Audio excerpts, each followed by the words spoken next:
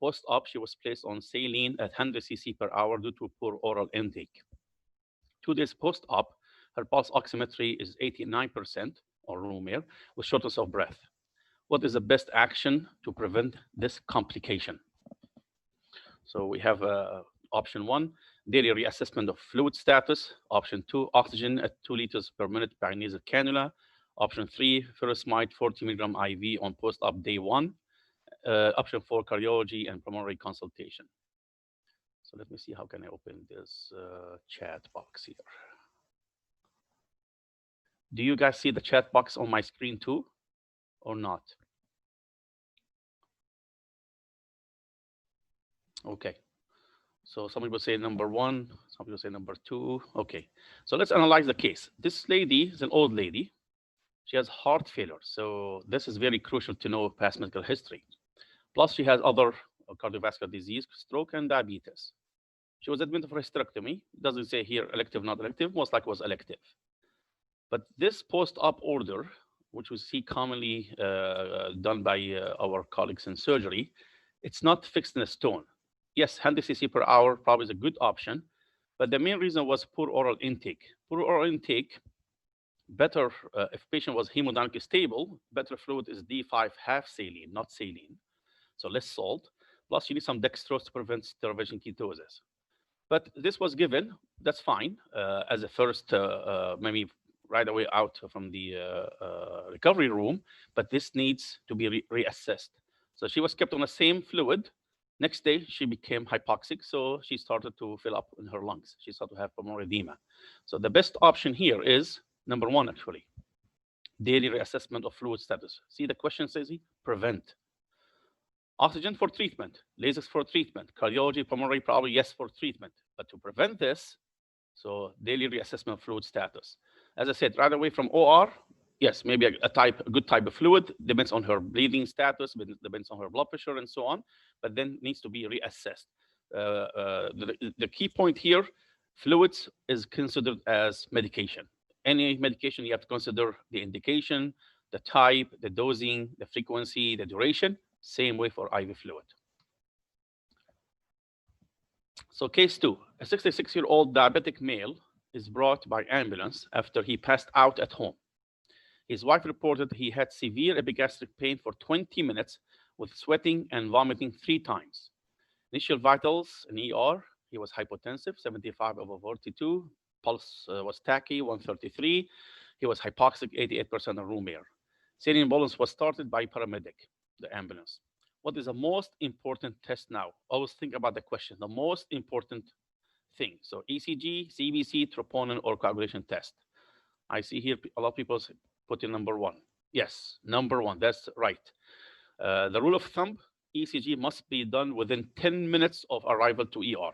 And some places in the West, even ECG can be done by paramedic. Ambulance can do it en route or can do it at home and fax it to the ER. In Saudi Arabia, I think it will all be done here in ER. So it must be done in ER. So at least all those tests are cardiac tests. Nothing mentioned here as a chest pain. So why you guys chose ECG? Why not CBC? He was vomiting. Maybe he had GI bleeding. So why you chose ECG? DM, yes, excellent. So diabetic patient, old man diabetic, they might have silent ischemia. He's in shock, yes. Based on the history, mainly has GI symptoms, but 20 minutes epigastric pain, this could be inferior ischemia. So he's tachycardic, he's hypertensive, ECG must be done. CBC, yes, it should be done, but it takes time to get the results back. Even stat might take an hour or 2.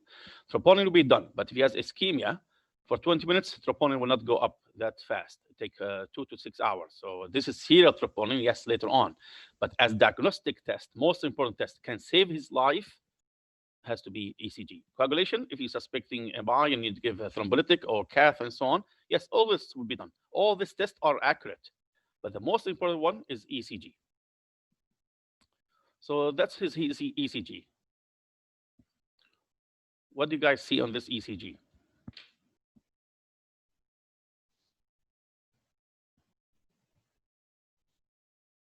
So as you know, we have to read ECG systematically. So first, rate, rhythm, axis, and then look for every single wave. So rate, we can take one of the large boxes. I think probably this is the best one here. So 1, 2, 3 plus 4, so almost around 75, 80 beats per minute, which is normal rate. Rhythm, this is 12 leads. So these are the chest leads, limb lead, and these are the chest leads. So 1, 2, 3, AVR, AVF, AVL, AVF are the limb leads. V1 to V6 are chest lead. These are the vertical plane, and these are looking at the heart on the horizontal plane. So we look at the heart in 2 dimensions, though the heart is 3 dimension. But this is a limitation of ECG. On the bottom here, this is a strip. It could be lead 2 as a strip, or could be V1 as a strip. Majority of time is a lead 2. But sometimes if it's not very clear, they can do V1. Sometimes they even use V2 or V5, V6. But the reason we have a strip, because you need to have a longitudinal tracing, because each one here only takes a portion, so it takes around 15 seconds. The whole ECG tracing here is 1 minute. So you have 15 seconds, 15 seconds, 15 seconds, 15 seconds. But the whole lead, this one, the tracing, this is the one is the give you the whole time, the whole minute. And the first few beats here, for 4 beats exactly are the same here. These 4 are the same, these 4. But then the machine will change the channel, but this will continue as a tracing on the bottom. So for the rhythm, we choose always the lead 2 or lead V1 because this is the best lead to reflect the normal conduction of the electricity in the heart from SA node to AV node to the ventricles. So lead 2 usually goes from right arm to the left leg. So this goes parallel to the electricity. So give you the best deflection of the waves. So for every QRS, we can see P wave. Exactly. So this is sinus rhythm, especially that the P wave axis is upright in the inferior lead. So this is a sinus rhythm. So rate rhythm axis. Axis, we look at lead 1 and lead AVF. Lead 1 is positive, lead AVF is positive, there's a normal axis. Lead 1 is positive, lead AVF is negative, it's left axis. Lead 1 is negative, AVF is positive, is right axis. That is a general rule of thumb. If you want to be more dogmatic, you have to measure an exact angle. This is usually done by cardiologists. So 1 and AVF are positive, this is a normal axis. 1 positive, AVF negative, left axis, vice versa, right axis. So this normal sinus rhythm around 75, 80 beats per minute was a normal axis. They will look for every P wave itself, especially lead 2 and V1. Do we see any P pulmonale here as a right atrial enlargement, or P mitral here as a left atrial enlargement? P mitral meaning biphasic P wave was very deep negative second phase. P mitral here, very peaked P wave in lead 2. And then PR, less than 1 large box, so that's normal. It's not if prolonged, meaning first degree of a block. And then we look for PR elevation or PR depression. Elevation, AVR, depression, and diffuse lead goes with pericarditis. Then the Q wave, there's no Q wave for all the ischemia. QRS, wide or narrow, all this narrow, less than 3 small boxes. ST, is it elevated or depressed? And in this ECG, somebody mentioned here, ST, STEMI, anterior septal. Well, there's some ST elevation here, just barely 2 millimeter in inferior lead, 2 or 3 AVF.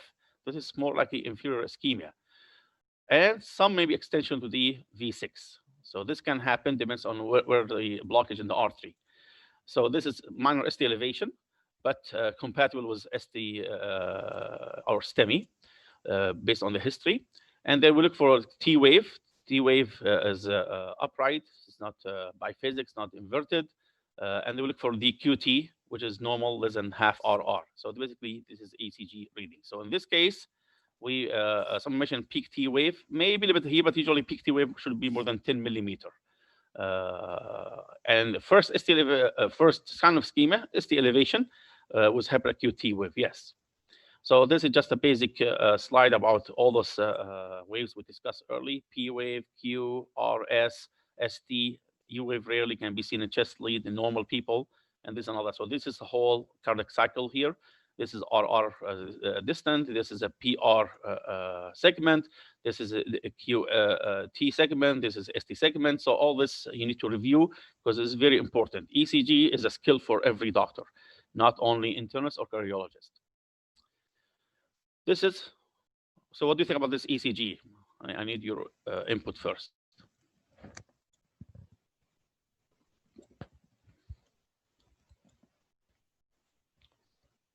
Any taker?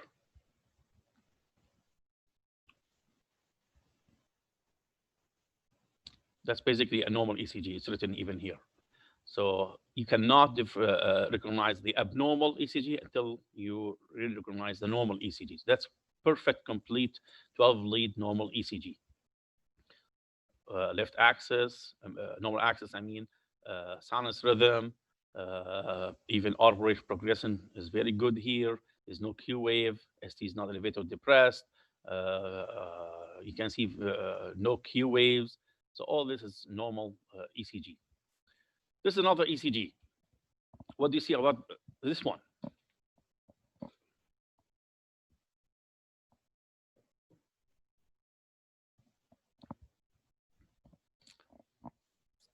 Okay, guys, any taker?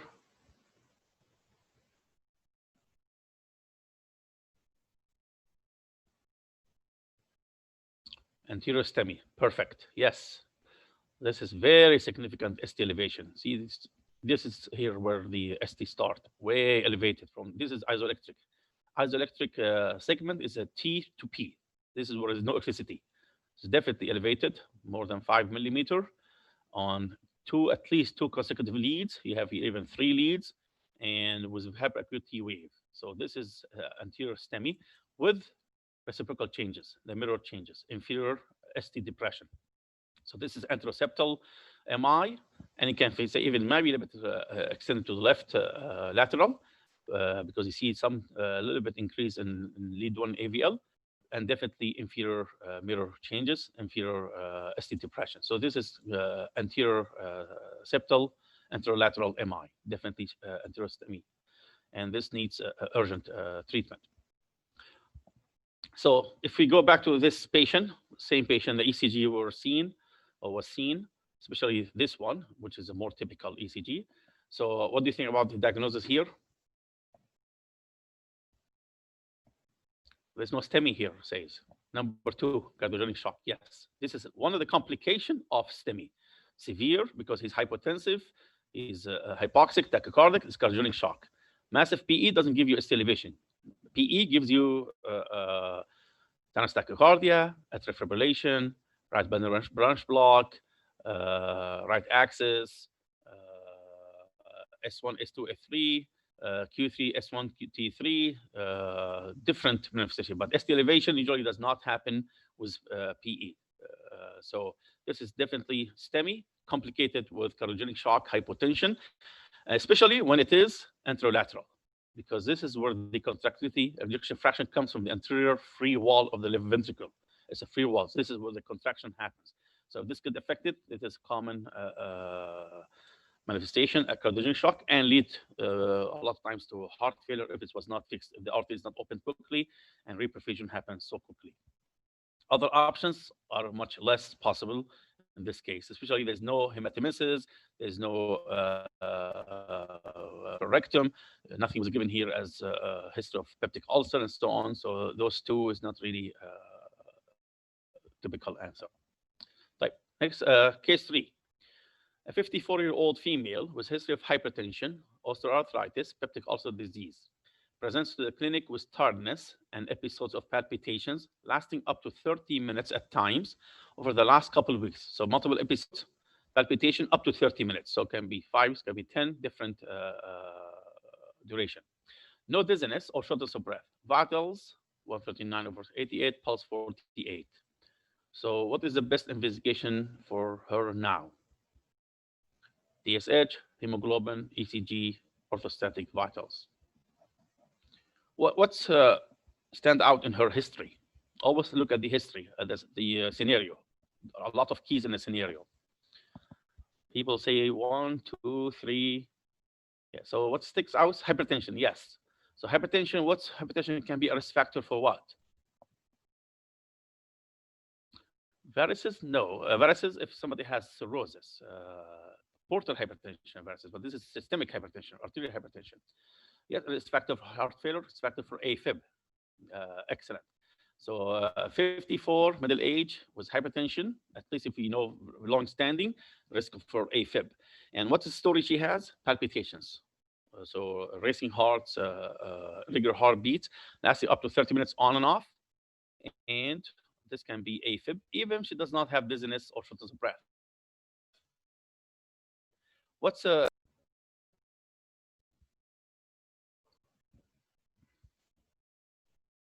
anything abnormal in her vital signs?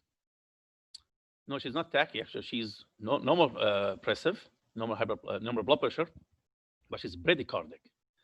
48. Why? Because this can be measured by the machine. A machine sometimes, if she has AFib, might not pick up very weak beats. So this might not be accurate. If you palpate her artery, radial artery, you might find even faster than 48. Or the best test is ECG in her case. TSH can be done, but there's nothing mentioned here. If she has AFib, yes, you have to do TSH, but it's not the best investigation now. So first investigation, that's very important. What you're going to do first now. Hemoglobin can be done, yes, if she has GI bleeding for peptic ulcer disease, but nothing was mentioned in the history.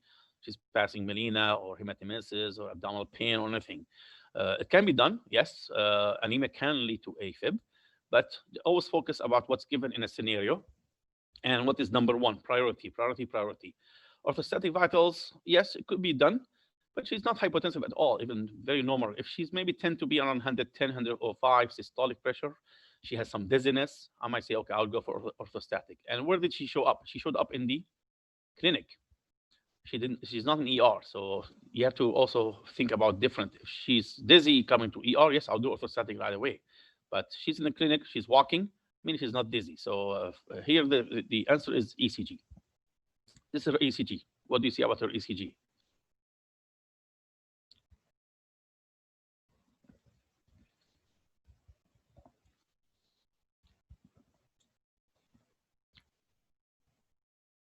AFib. It's fib flutter. So they can come together because you can see those are the seesaw, those are the flutter wave. Very clear here. So they can come together. Fib flutter. They might sometimes have same tracing, a section fib, section flutter, same treatment. And how do you know it's AFib? It's irregular. See here, the R very long, then short, then a bit longer, then very long, irregular. So this is the typical description of the AFib. A flutter, AFib you don't see P wave. A flutter you see the seesaw, those are a flutter wave and very fast. The rate here is 300. This is very fast. Every large box is 300. But the conduction is not fixed. That's why irregular heartbeat. So this is a slow conduction, a little bit faster. That's why she has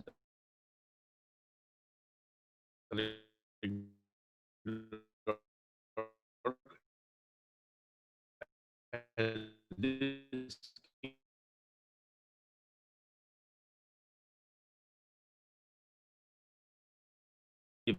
TSS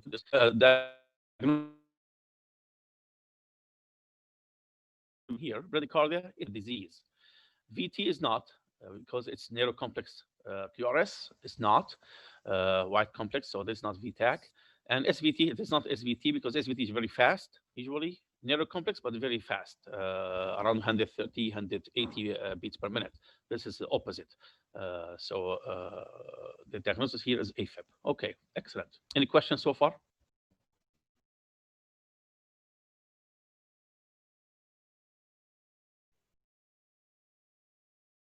Old Saudi history of diabetes for 14 years, presents to ER was epigastric pain and nausea. He took Gaviscon, but no relief. Vitals 149 over 88, pulse 94, abdomen soft with mild tenderness. What is the best test for him now? Somebody mentioned ECG. So we have upper endoscopy, EGD, EKG, lipase, H. pylori test. So everybody agrees is ECG. Yes, definitely. Why I put here Saudi? Any taker? It's not racism, but there's a reason behind it. Unfortunately, 25% of Saudi are diabetic and diagnosed, and 25% are pre-diabetic and diagnosed. So basically, half of the Saudi population are diabetic or pre-diabetic. And we know from type 2 diabetes, by the time it gets diagnosed, it's already average 5 year late. So plus 14 years, this guy had probably diabetes for 20 years. So he can have silent ischemia. Again, similar to the previous case, silent ischemia. And you look at the age, 49. It's very common in age 13, 40. So keep it in your mind. It's missed because there's no symptoms. Sugar can be 8, 9, 10 for years and years and years, and with no polydipsia and polyphagia and all this. It's not very sky high. It's not type 1. So it can be missed easily. And what did he have? He came to ER, so he's concerned. He has symptoms for 3 hours. That's really worrisome. Epigastric pain and nausea. Even if he has tenderness in his abdomen, does not rule out myocardial ischemia. Any pain above umbilicus, belly button, it is in ischemia, cardiac ischemia till proven otherwise. Any tingling in the face, in the neck, it's cardiac ischemia till proven otherwise, especially with high-risk patient, diabetic for more than 14 years. GI symptoms can be ischemia, inferior ischemia. So ECG must be done. So again, ECG must be done. If it's not MI, if it's not ischemia, you rule it out. Either you think about lipase, that's probably blood test. But again, best test, ECG. Lipase takes 2-3 hours to get results back. ECG, 3 minutes in front of your hand. This is his ECG. What do you think about this ECG?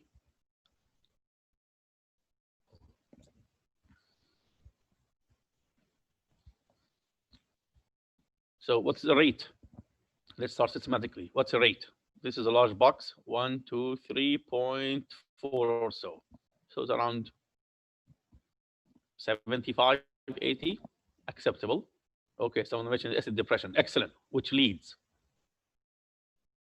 Yes, 76. So acid depression and which leads? Inferior, yes. So we have 2, 3, AVF. Not only this, we have some here, V4, V5, and even V6. So, and V3, so kind of septal inferior. That's a lot of, and even lead 1, some ST depression. You might argue this is as an early ST elevation, not yet, but he has extensive ST depression with downsloping. That's the key. Downsloping ST depression, not upsloping. Horizontal or downsloping ST depression is ischemia till proven otherwise. So this ST going down. So this is isoelectric line way down. So depression, downsloping, deep. So this and inferior goes with a history. Has GI symptoms. Someone mentioned elevation AVR, yes, but it's AVR alone is not enough. You need 2 leads. AVR basically is useless leads except in 2 situations. One is the lead placement, so AVR has to be negative. If you see AVR positive and AVL negative, meaning the leads are reversed on the limb leads, so you cannot interpret the limb leads. You still can interpret chest leads, but not limb leads. Or it could be dextrocardia, which is very rare. I've seen only 1 case in 30 years. The other indication for AVR or benefit of AVR will come into it later, inshallah, another case. So you need always 2 consecutive leads in ECG. 2 leads looking at the same area, same portion of the heart. So this is inferior lead. With this history, so what do you think the diagnosis would be?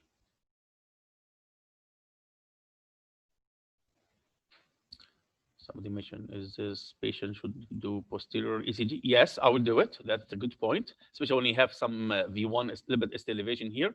Yes, you do 15 lead. They call it 15 lead. So you do V4R, so the right ventricular lead, V4R. So it's not this V4 on the left side, it's placed on the right side, so it goes above the right ventricle. And V8 and 9 are placed posteriorly, V9 next to the spine, and V8 in the mid area between the spine and the posterior line of the what's called the scapula or so. So it's midway. V7, some people they do it, but it's not very important. So V8 and 9, because it looks at the heart from the back side. V1, 2, 3 might look in the back posterior part from the front. So give you the mirror image. The mirror image of the posterior wall is the V1, 2. V1, 2, sometimes V3. So yes, in this case, you should do 15 leads. I agree. So somebody mentioned infralateral MI. What kind of MI? We have ST elevation, we have ST depression, STEMI and non-STEMI.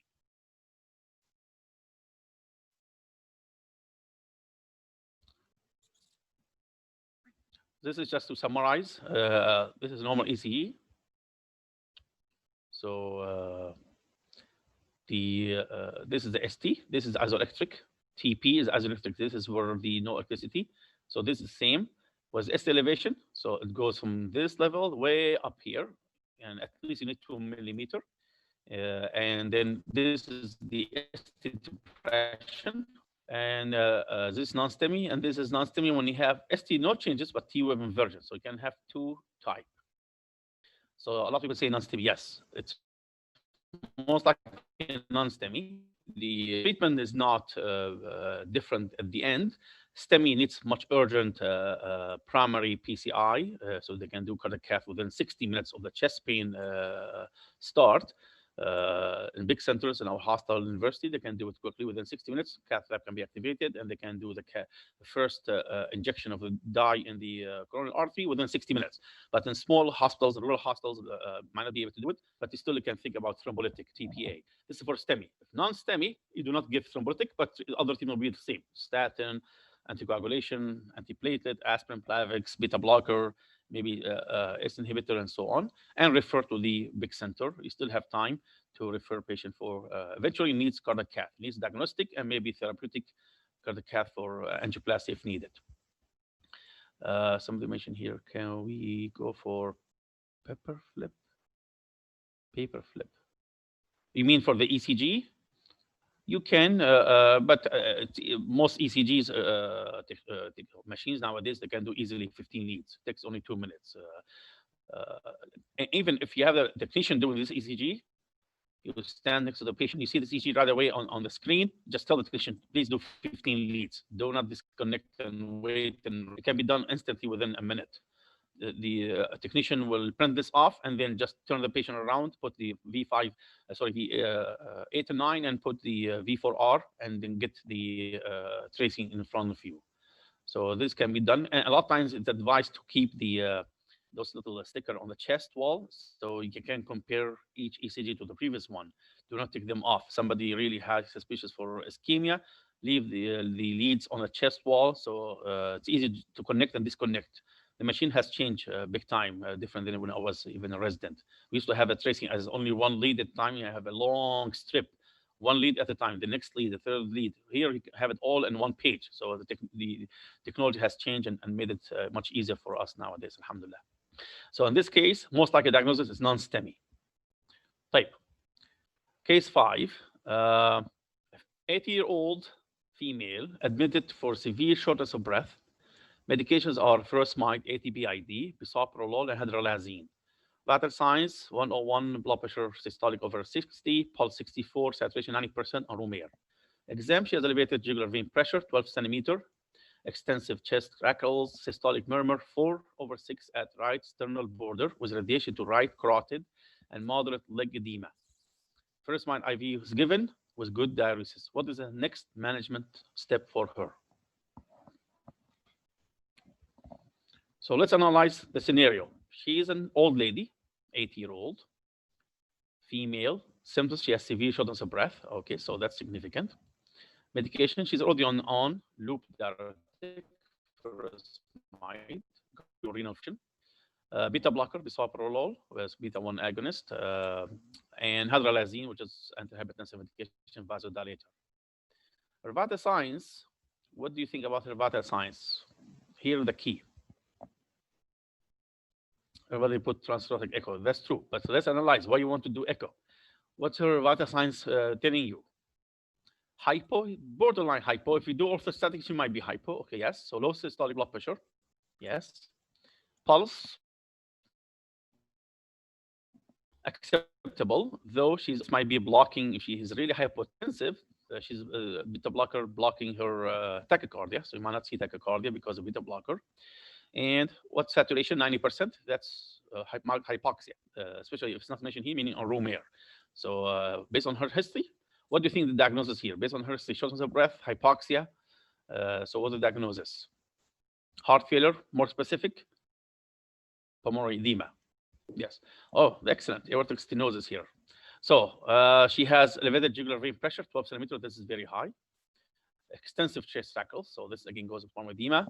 And a murmurs, typical murmur, systolic murmur, 4/6. So this is really high grade at right sternal border with radiation to the right carotid. So that's a typical presentation for aortic stenosis. Yes. So it could be, if it's murmur only, around 3/6 with no radiation, it might be just aortic sclerosis, just calcification of the aortic valve. But with radiation and high grade 4, that's typical for aortic stenosis, which is common in this age group, geriatric, wear and tear. The valve is worn out from old age. And she has also leg edema. So this is typical heart failure, very moderate to severe heart failure with pulmonary edema. So leg edema doesn't happen overnight, but the chest or pulmonary edema can happen over a few hours. So this means she was slowly filling up, reach a point that she has acute presentation. So she was given Lasix and good dialysis. So this is a treatment. So management steps here, we need to do transthoracic echo. This is a starting point. We're looking for the to assess two things: assess the aortic valve and what else? Ejection fraction. Yes. Not only this, you might find other valves. So you have to assess all 4 valves: mitral, tricuspid, pulmonic, and aortic, plus ejection fraction, plus aortic enlargement, right, left, plus LVH, dilatation. So echo is very helpful, very informative, bedside, non-invasive test. Type. Case 6. Any questions so far? Looks good. A 23-year-old male presents for medical checkup before enrolling in soccer team. He has no vitals 188/99, pulse 62, repeated blood pressure 5 minutes later 162/90. What is the most likely diagnosis? Anxiety, is young, drug abuse, essential hypertension, secondary hypertension. So basically, he has no symptoms, just routine checkup, which doesn't happen commonly, but you need to have good family medicine or primary care clinic.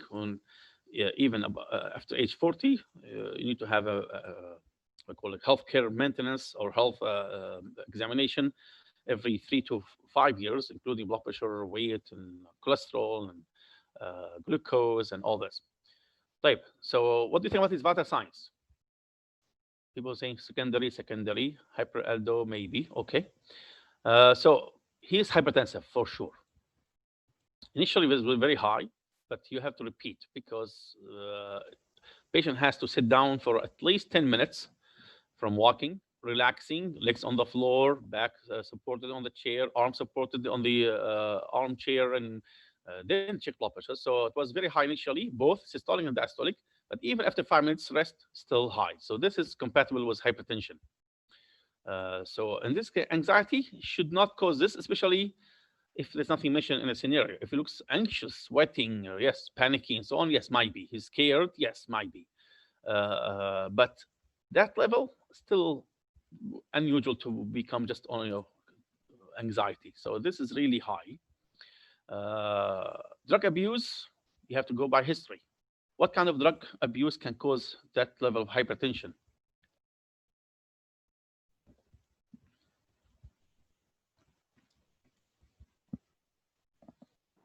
So what kind of drugs? Common in Saudi Arabia, unfortunately. Captagon. Yes, Captagon. So cocaine, amphetamine, Captagon, all those symptomimetic can raise the blood pressure. So this should be kept in mind. So history. But I think here, since we see two similar answers, the answer is one of them. Essential or secondary? Somebody mentioned secondary because he's young. Yes, he's less than age 25. So young age at 23, you think about secondary hypertension. What type of secondary hypertension could be for this man? Somebody mentioned early secondary aldo. Yes, can be secondary aldo, but more common probably in this age group. I don't know about Saudi Arabia prevalence. Pheochromocytoma, yes, but nothing has estimation about palpitations, sweating episodes, tachycardia, and so on. And it's not very common pheochromocytoma. It's one of the secondary causes, but we always look for it, and I've seen no case so far. Salt intake does not cause hypertension by itself unless patient has some genetic background. So family history is important. Multiple readings important, but just to eat high salt, usually a lot of debate about it, does not cause hypertension directly. It can cause it if the patient has a genetic background. Hypertension is a polygenic disease, so it's not like a one cause can diet can lead to hypertension. Azotic systolic, this could be hypertension, but usually more essential azotic systolic and more in the older age group. Hormonal cause, yes. Hormonal, this is pheochroma and aldo. But don't forget coarctation of aorta. We've seen one case in Saudi Arabia here in Kingston University at age 16.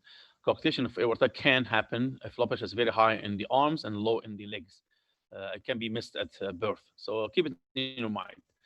This is a list of those common causes of secondary hypertension. Kidney disease.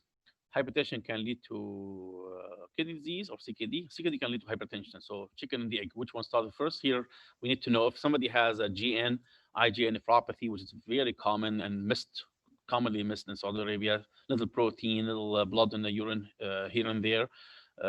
People don't pay much attention to urinalysis result can attribute to different reasons, but then slowly patient might progress and lead to CKD, silent disease, no symptoms till reach very advanced cases. We've seen so many cases patients showed up in the ER, either stage 4, even end stage renal dialysis, and we see on the urinalysis they have protein and blood, and some of them we did even biopsy and we found IgA nephropathy. It's a very common disease. So GN can lead to CKD, can lead to hypertension. So here, hypertension is secondary to CKD, but can be vice versa.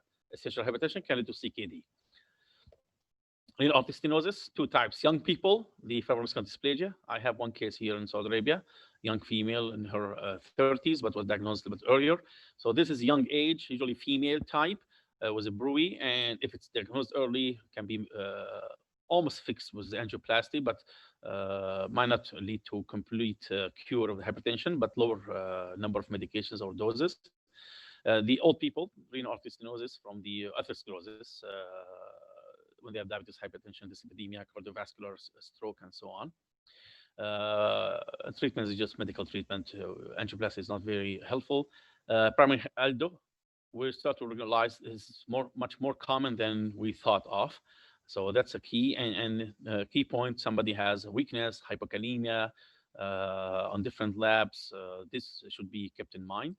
And common cases here, pheochromocytoma and Cushing syndrome, typical manifestation with obesity and moon face and so on. Just keep it in your mind quickly here. Somebody mentioned here Alport. Alport is share is just familial hematuria. This is genetic, so you need family history of kidney disease. A lot of times we don't have a good stories or lab from previous generation, but it should be kept in mind. Renal artery stenosis, we discussed this. This is physical examination for every patient with hypertension. So signs suggestive secondary, Cushing finding. This is a rare one, pheochromocytoma neurofibromatosis. Enlarged kidneys, polycystic kidney, which is relatively common in Saudi Arabia also. I've seen many cases of polycystic kidney. Brui, so renal Brui, especially young people for the fibromuscular dysplasia, and old people, if they have carotid Brui, they have femoral Brui, they have peripheral vascular disease. This is renal artery stenosis. And murmur sometimes can happen here with the aortic coarctation, as I mentioned, early disease or aortic disease. Do not forget about missing rheumatic heart disease. We've seen so many cases, age 30, 40, patient showed up with heart failure. We do echo and find really rheumatic mitral disease or aortic disease, and was missed. No signs of rheumatic fever, young age, and so on. Still, the generation nowadays, we see late sequela of the rheumatic fever. Signs of target organ damage. This is a key point. Hypertension is a silent ischemia. Silent disease. Does not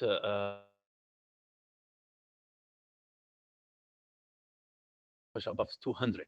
If blood pressure 160, 170, probably the headache caused the high blood pressure, not vice versa. It's a common mistake. So that's why it's called silent killer, because people might drop dead from heart attack, from hypertension, unknown, undiagnosed. So we look for brain for any stroke manifestation. Even if you do CT scan for somebody age 60, 70, you find small vessel changes. This is compatible with hypertension. Retina, very important, very easy test. You see the blood vessels directly through the eye by the ophthalmoscope, and it should be done usually by the ophthalmologist. So that's very crucial. If you see hypertensive retinopathy, there's definitely chronic hypertension with target organ damage. These are manifestation of heart. So heart failure, arrhythmia, and all this can happen because of hypertension. Peripheral vascular disease, again, it's common, especially some of the diabetic. Then this will add up more risk factors, diabetic foot, and so on. And the carotid artery, there's a murmur radiation to the carotid, or there's a carotid bruit. Evidence of obesity, which is also common nowadays with BMI and the metabolic syndrome. These are what we care about hypertension. Hypertension by itself, it's treatable, manageable, but it's not curable 100%. So this is key point. It's a lifelong disease, and we care about it because it can affect all different systems: brain, heart, kidneys, blood vessels, eyes. Lead to blindness, to stroke, and amputation, and heart attack, and dialysis, and so on. Don't forget about DASH diet, which is usually Mediterranean diet. So we're supposed to be Mediterranean diet, but unfortunately we don't use this much. So basically based on vegetables and fruits and unsaturated fat, olive oil. This is essential. So the DASH means stands for dietary approach to stop hypertension. Keep it in your mind because this is, you might get some questions about it. And the key point here, where is it here? Doesn't say salt, salt, salt. Somebody has hypertension, must decrease salt. But just high salt intake for somebody with normal blood pressure, normal kidneys, debatable. But if somebody has hypertension, heart disease, must decrease salt intake to 2 grams a day. This is just quick. So many guidelines out there. The American College of Physicians, Heart Association, NICE, British, Canadian, Australian, European. You see so many guidelines with sometimes different cutoff, but at least a key point: what should you do? How you approach them? Somebody blood pressure is high. You might, it's not very high here, might wait, repeat another reading, might do blood pressure monitoring at home, home readings, and so on. Or it's very high here, like our guy, then you have to think about, it's really, you have to start. Do not put it off. Do not ask a patient come back after 3 months or 6 months. These can be missed and can be very late, can lead to disaster. Treatment quickly, A, B, C, D. So A for ACE inhibitor, ARB, B for beta blocker, C for calcium channel blocker, D for diuretics, and then you have other these vasodilators and so on. So many different combinations, different recommendation. The key point doesn't matter what you start; it matters that get it down, get the blood pressure level down. So this is just a quick one because hypertension, you guys need to really master it. Common diseases like hypertension, heart failure, diabetes, asthma, AFib, stroke, peptic ulcer, those you really need to master and know them very well. You're going to get a lot of questions about them. So case 7, a 49-year-old Saudi male with history of diabetes for 14 years. Present to ER with gastric pain and nausea for the last 3 hours. He took antacid, but no relief. Vitals, 149/88, similar to the previous case. Abdomen soft, mild tenderness. ECG showed ST changes, drop pending. What is the best management for him now?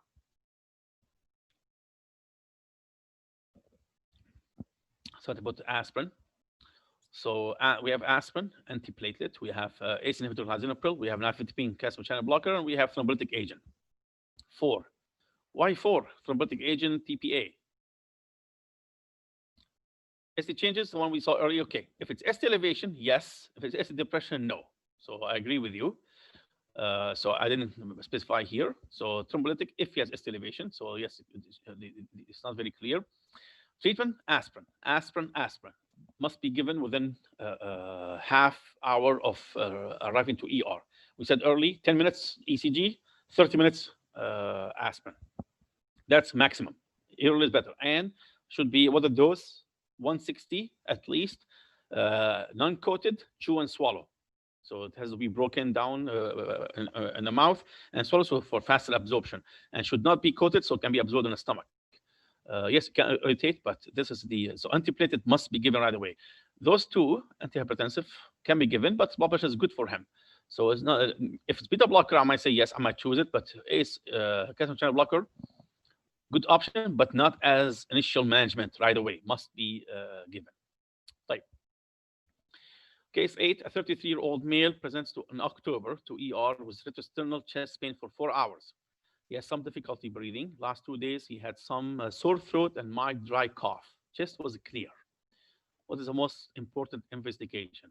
CRP, ECG, CBC, or white blood count, and chest X-ray. Sorry, what was the answer? Answer here is the aspirin for case 7. I think for here. The answer is aspirin. Okay, so back to this case. Young male. Why it says October? Any idea why October? Seasonal. Okay, excellent. A little more specific. What happens in October? So what's his case? He came to ER. He's young. Doesn't say he has past history, but don't forget, could be diabetes undiagnosed. But let's continue just analyzing. 33, male, October, ER, chest pain for 4 hours, difficulty breathing. Okay, somebody mentioned flu, yes. Seasonal influenza, yes. So a little bit, can broaden it a bit more. Viral infection. So viral infection, typical in the fall. And he's some difficult breathing. What does it tell you? Chest pain with difficult breathing. What kind of chest pain is this?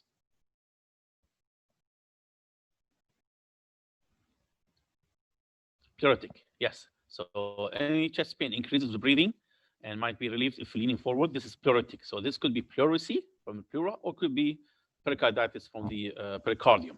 Positional, because this can, with breathing, it leads to friction. So anytime there's a friction between the 2 layers of pleura or 2 layers of pericardium can lead to pain. And what did he have last 2 days? He had some sore throat and mild dry cough. So he had some upper respiratory tract infection, URI. And chest is clear. So he's not pulmonary edema. There's no comorbidities. Typical time for viral infection. And he came to ER. So what's the best investigation? People put chest X-ray, chest X-ray. Well, yes, we'll do it, but chest is clear. So if he has any pneumonia, then you should find it on the examination by crackles or maybe there's nothing mentioned on the chest exam.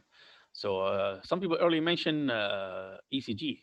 CRP can be done. It's an inflammatory marker, but what's going to help you?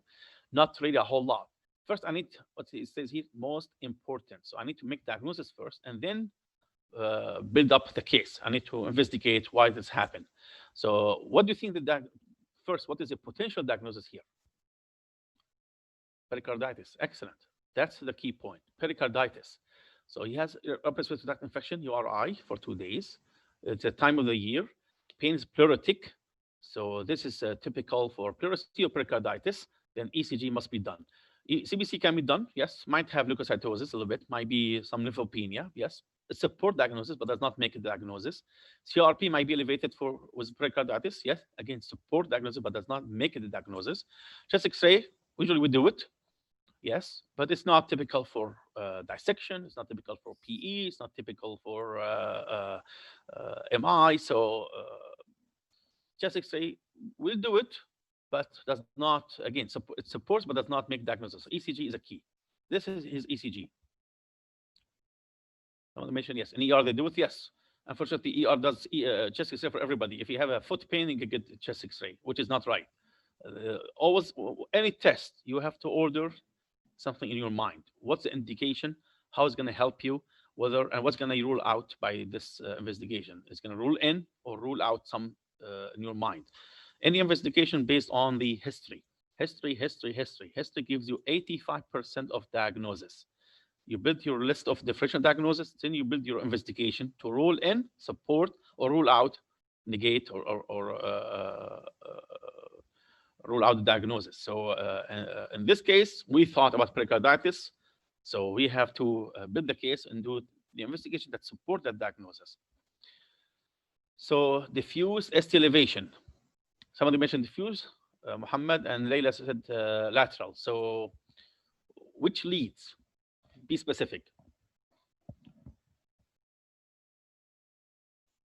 1 to 6 mean V1 to V6. Yes, V1 a little bit, but V2, 3, 4, 5, 6, typical. Yes. And what shape this ST? Do you know the happy face? Concave and convex. This is a concave, happy face. So ST elevation as a concave. Smile, yes, smile. So is it only, what about AVL? There's some ST elevation here. There's lead 1 also ST elevation, lead 2 ST elevation, basically diffuse. Just 3 AVF we don't see ST elevation. And what's in AVR? ST depression and PR elevation. I mentioned earlier, AVR has a benefit leads placement and PR elevation. AVR is compatible with what? So we have diffuse ST elevation with concave shape. And even if we can argue this hyperacute T wave here. So pericarditis, yes, this is compatible with the history. So lab was done, troponin is elevated. So is it still pericarditis?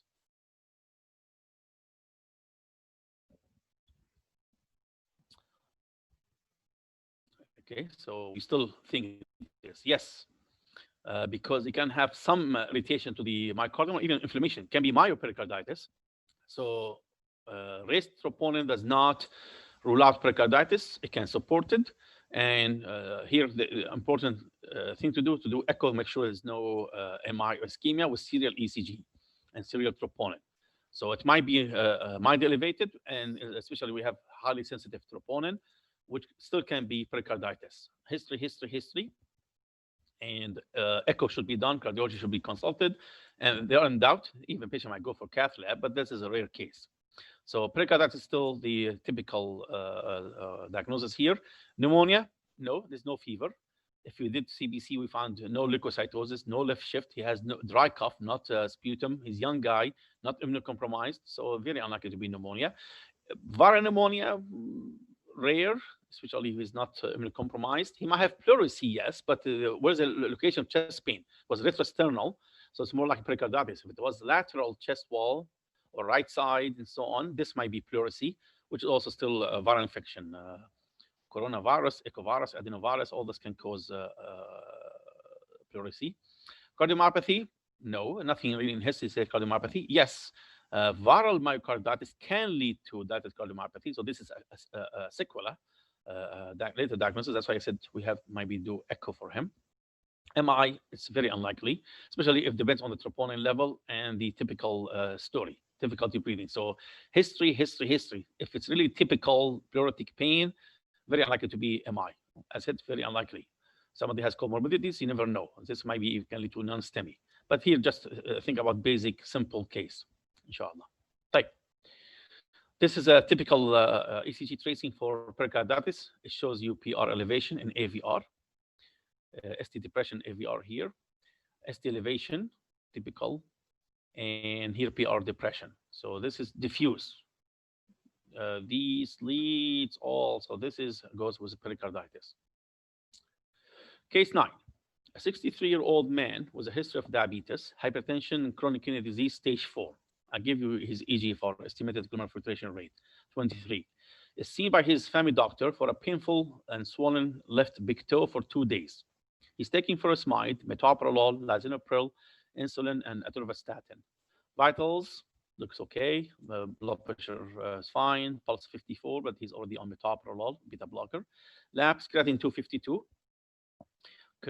Urea 21, potassium 5.2, sodium 134, uric acid 669. The question here, what is the best treatment?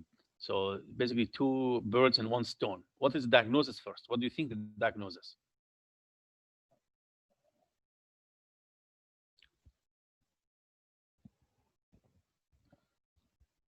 Gout, yes. Typical case, man, age 63, with comorbidities, hypertension, painful big toe. So that's typical case of gout. He's on also diuretics. His uric acid is high. Normal, I didn't give you normal heat. Normal should be up to 435 millimole. And he has chronic kidney disease, which can be associated with hyperuricemia. So drug-induced gout, it could be, or just to be gout by itself without drugs. So drugs maybe made it worse. Doesn't say here this is the first episode or not. So if you go by history, you might find previous episodes. So what is the best treatment for him? Ibuprofen, Celebrex, colchicine, or diclofenac topical cream. Somebody mentioned one. Can you give ibuprofen to somebody with this creatinine, GFR? Yes, CKD, he's stage 4. So you should avoid ibuprofen, which I've seen commonly given, especially if patient goes to local health center without even doing lab. They just see him, oh, it's gout, they give him medication, send him home. Sometimes they get even diclofenac injection, unfortunately. And then they come to our hospital with acute kidney injury on top of CKD. So be careful. History. Don't just ask for the current history. Past medical history is very important. Comorbidity is very important. And if you're in doubt, do lab.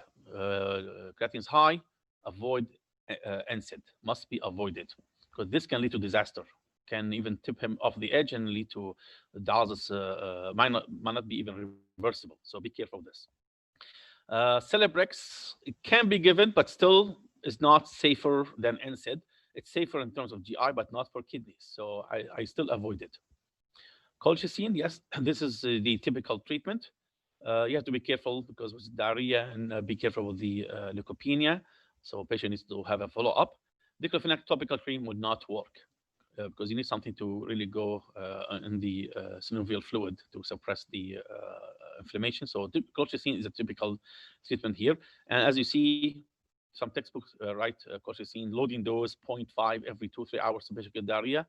In general, we avoid this. This is in textbook, but what I learned, a lot of rheumatologists avoid using colchicine loading every 2 hours to get diarrhea because if patient gets diarrhea, it's toxic. Patient got already toxic level of colchicine and it might lead to irreversible myelosuppression.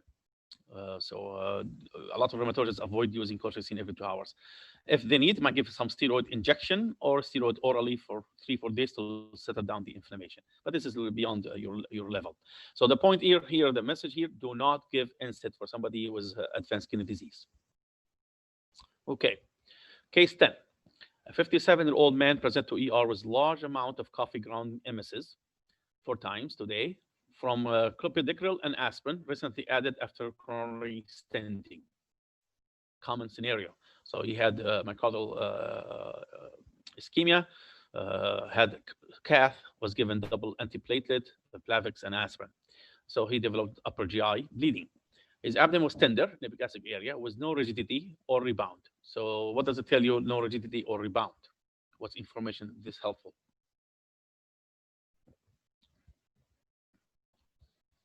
Somebody has upper GI bleeding, no ischemia. Well, no tenderness, abdominal tenderness is not ischemia, unless you meant bowel ischemia. Yes. No bowel ischemia, yes. No peritonitis, perfect. So no perforation, no peritonitis. So he might have peptic ulcer, but did not reach the level to perforate. Vitals, 88/47, pulse 122, hemoglobin dropped from 125 to 68. So what do you think about these information? No bleeding, lower GI bleeding. Why say no bleeding? His hemoglobin dropped for sure. So we have a baseline hemoglobin when he had the angioplasty. So definitely dropped by half. That's significant bleeding. And is it upper or lower bleeding? He has coffee ground.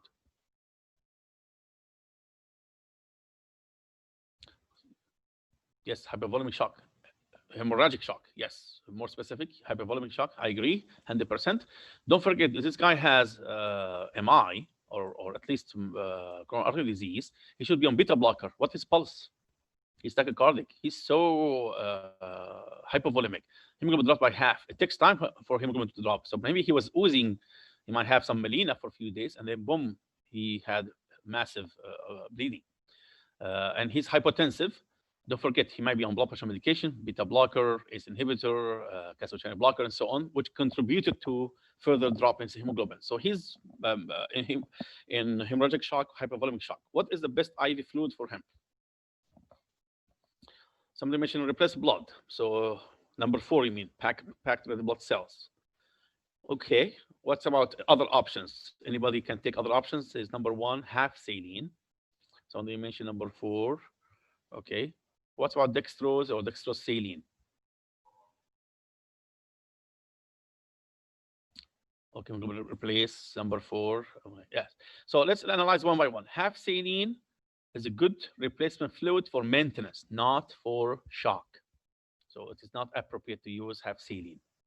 The reason, because you need to use a fluid that can stay intravascular, can stay in the intravascular compartment.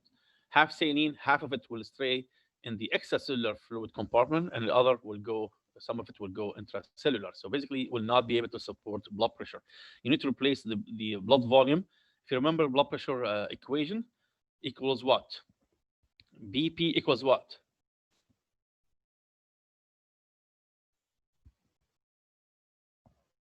Cardiac output multiplied by systemic vascular resistance, right? This is the blood pressure equation. Cardiac output made of 2 things, stroke volume and heart rate. Stroke volume made by 2 things, preload and ejection fraction, contractility. So basically, blood pressure, we need preload volume, we need contractility of the heart, we need heart rate, frequency of the heartbeats, and we need vascular resistance. So to manage any hypertension or hypotension, we work on those 4 components. We work on the preload. For hyper, we give diuretics. For hypo, we give fluid. We work on the ejection fraction. So for hypertension, we give them beta blocker, can decrease the ejection fraction. Some calcium channel blocker like diltiazem will decrease ejection fraction. And for hypo, we give them pressors. We give them epinephrine, can stimulate ejection fraction. We give them dopamine. So this will stimulate contractility. Heart rate, similar to the ejection fraction. Beta blocker, calcium channel blocker, centrally acting, can decrease heart rate. And for increased heart rate, we give epinephrine, dopamine, dobutamine. For systemic vascular resistance, we can give vasodilator if it's hypertension, calcium channel blocker, for example, hydralazine, nitrate. Or for hypotension, we give vasoconstrictor, we give vasopressin, we give norepinephrine. So basically, this is a treatment for any hypo or hypertension. Preload, contractility, myocardial contractility, heart rate, and vascular resistance. This is just a basically ABC for every blood pressure management, high or low. So in this guy, D5 half saline is not accurate because some of it will go intracellularly. We need something to stay extracellular, mainly intravascular. Dextrose, very poor, is not appropriate at all because 2/3 of it will go intracellular. So nothing really. A liter, you only have 300 extracellular, and part of it's only barely 100 cc in the intravascular. So it is not a good resuscitation fluid. D5 NS can be given, so we need something NS, but you should not give D5 with it as resuscitation. We're talking about bolus of a liter within 2-3 minutes. Saline, yes, is a best option, is saline, but you cannot use saline with dextrose as a bolus because it's hypertonic. You're going to burn the vein. If you have peripheral vein, you're going to burn the vein. Toxicity here is very high. It takes time for the glucose to be burned by the insulin. So basically, it's not a good option. Packed red blood cells are the best option. However, in real life, it takes time to get blood. It takes at least 2 hours, cross-match and so on. So if you see saline as an answer, that's the best option. Normal saline as the best option. Some people like lactated ringer, but I try to avoid it because it has potassium and it has a little bit lower sodium.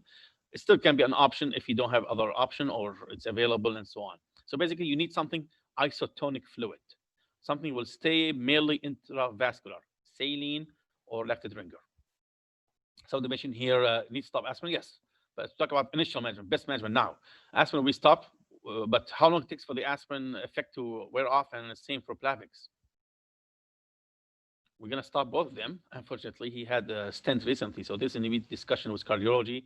It's a very tricky situation, but this is beyond your limit. So how long it takes for the aspirin to wear off effect?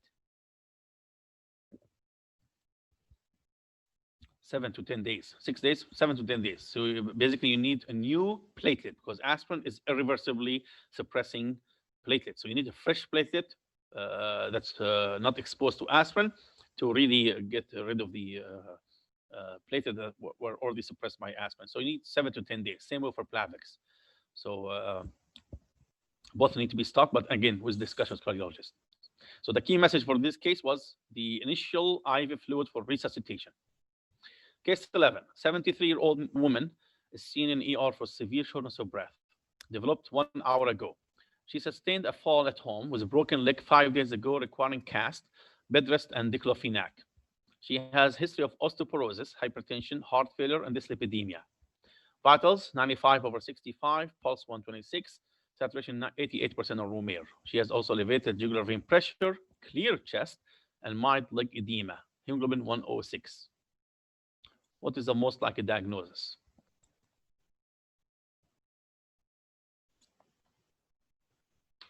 So we have massive pulmonary embolism, we have GI bleeding, we have heart failure, we have septic shock. So let's analyze the case.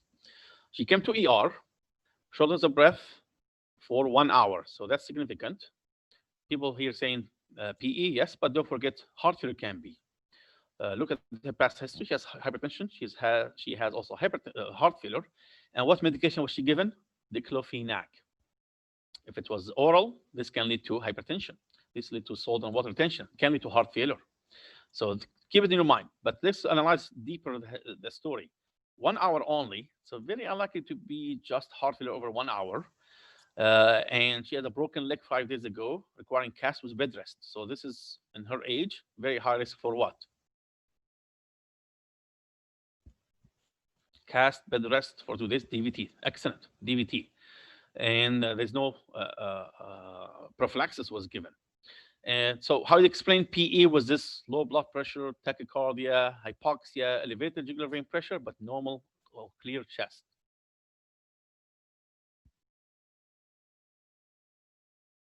Heart failure can be associated with elevated jugular vein pressure. Silent. Well, DVT is probably silent. She might have, she has already pain from the fracture itself. So if she developed DVT in that leg with a cast around it, she thinks the pain coming from the fracture, not coming from DVT. So here we can ask, is the pain continuous? Is it worse? Got worse the last day or so? You have a swollen leg in that cast. If it's a fiber cast, you might take it off and see this, the circumference of the leg. That's one way to diagnose it. But depends on the where's the fracture line and need consultation with the orthopedic. So how do you explain again the low blood pressure, tachycardia, hypoxia, and elevated jugular vein pressure, but clear chest? Here the key message: if it's heart failure, especially left side heart failure, she will have pulmonary edema. This is more right side heart failure, which can happen with some of the mentioned obstructive shock. Yes, so this is basically massive PE. When you have a central saddle PE, you obstruct the pulmonary trunk, then right ventricular failure. This is acute right ventricular failure. High jugular vein pressure, some leg edema, hypoxia, because there's no blood going to the lungs, decreased perfusion, hypotension, because decrease also preload of the left ventricle. Right ventricle is not able to pump to the left ventricle. So decrease cardiac output for the right side, decrease preload to the left side, so leads to hypotension. So all this is massive PE with compared with the history. So in this case, number one is the most likely diagnosis. Agree. Case 12, a 37-year-old woman presents with puffy face, distended abdomen, sorry, here's A is missed, for a couple of weeks. Vitals 159/98, pulse 74, weight up 5.6 kilogram. She has ascites with edema up to mid legs. Which is the best test to make the diagnosis?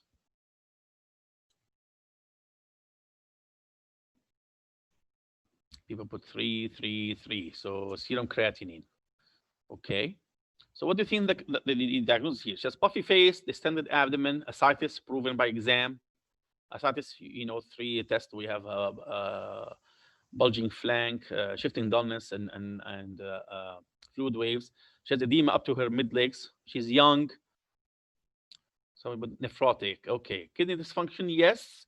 But kidney dysfunction just show up quickly like this. This will be more AKI. So the key point here, best test. See, it says best test. Lipid profile is indicated. Hemoglobin is indicated. Serum creatinine is indicated. Urine protein measurement is indicated. The most important one, urine protein. Some people mention Cushing syndrome. Cushing syndrome, puffy face with edema, ascites is not Cushing. Cushing fat deposit, not water. This is salt and water retention. Young women, especially weight increased, and what the time duration? Couple weeks. Couple weeks meaning 2 weeks. 2 weeks, very short for Cushing to happen. So hepatorenal, well, hepatorenal, you need to have a history of Hep C, Hep B, chronic liver disease, stigmata, caput medusa, and so on. So ascites could be liver, could be heart, could be kidneys. Anytime you have hypervolemia, fluid overload, edema, could be one of the three organs: kidneys, liver, or heart. Uh, uh, Liver usually more ascites, kidneys and heart more legs, but can be both. But look at the presentation. This is a quick presentation, 2 weeks only. Puffy face, ascites, weight gain 5.6, and edema up to mid legs. So goes more with nephrotic syndrome, typical nephrotic syndrome, young age. Adult, middle-aged adult, this is nephrotic syndrome case. So yes, lipid profile will go up, nephrotic syndrome, but we talk about best test. This is support diagnosis, does not make diagnosis. Always be careful. Hemoglobin might be mildly low as dilution. She's young. She might have iron deficiency anemia. So this is a way different diagnosis, a separate diagnosis from her period. Serum creatinine, majority will be normal. Sometimes can be high. It's very massive nephrotic syndrome. So again, support diagnosis, but does not make a diagnosis. But urine protein measurement, this is a key point here. So urinalysis and the best test, even urine collection for proteinuria or urine protein creatinine ratio. Somebody has a comment?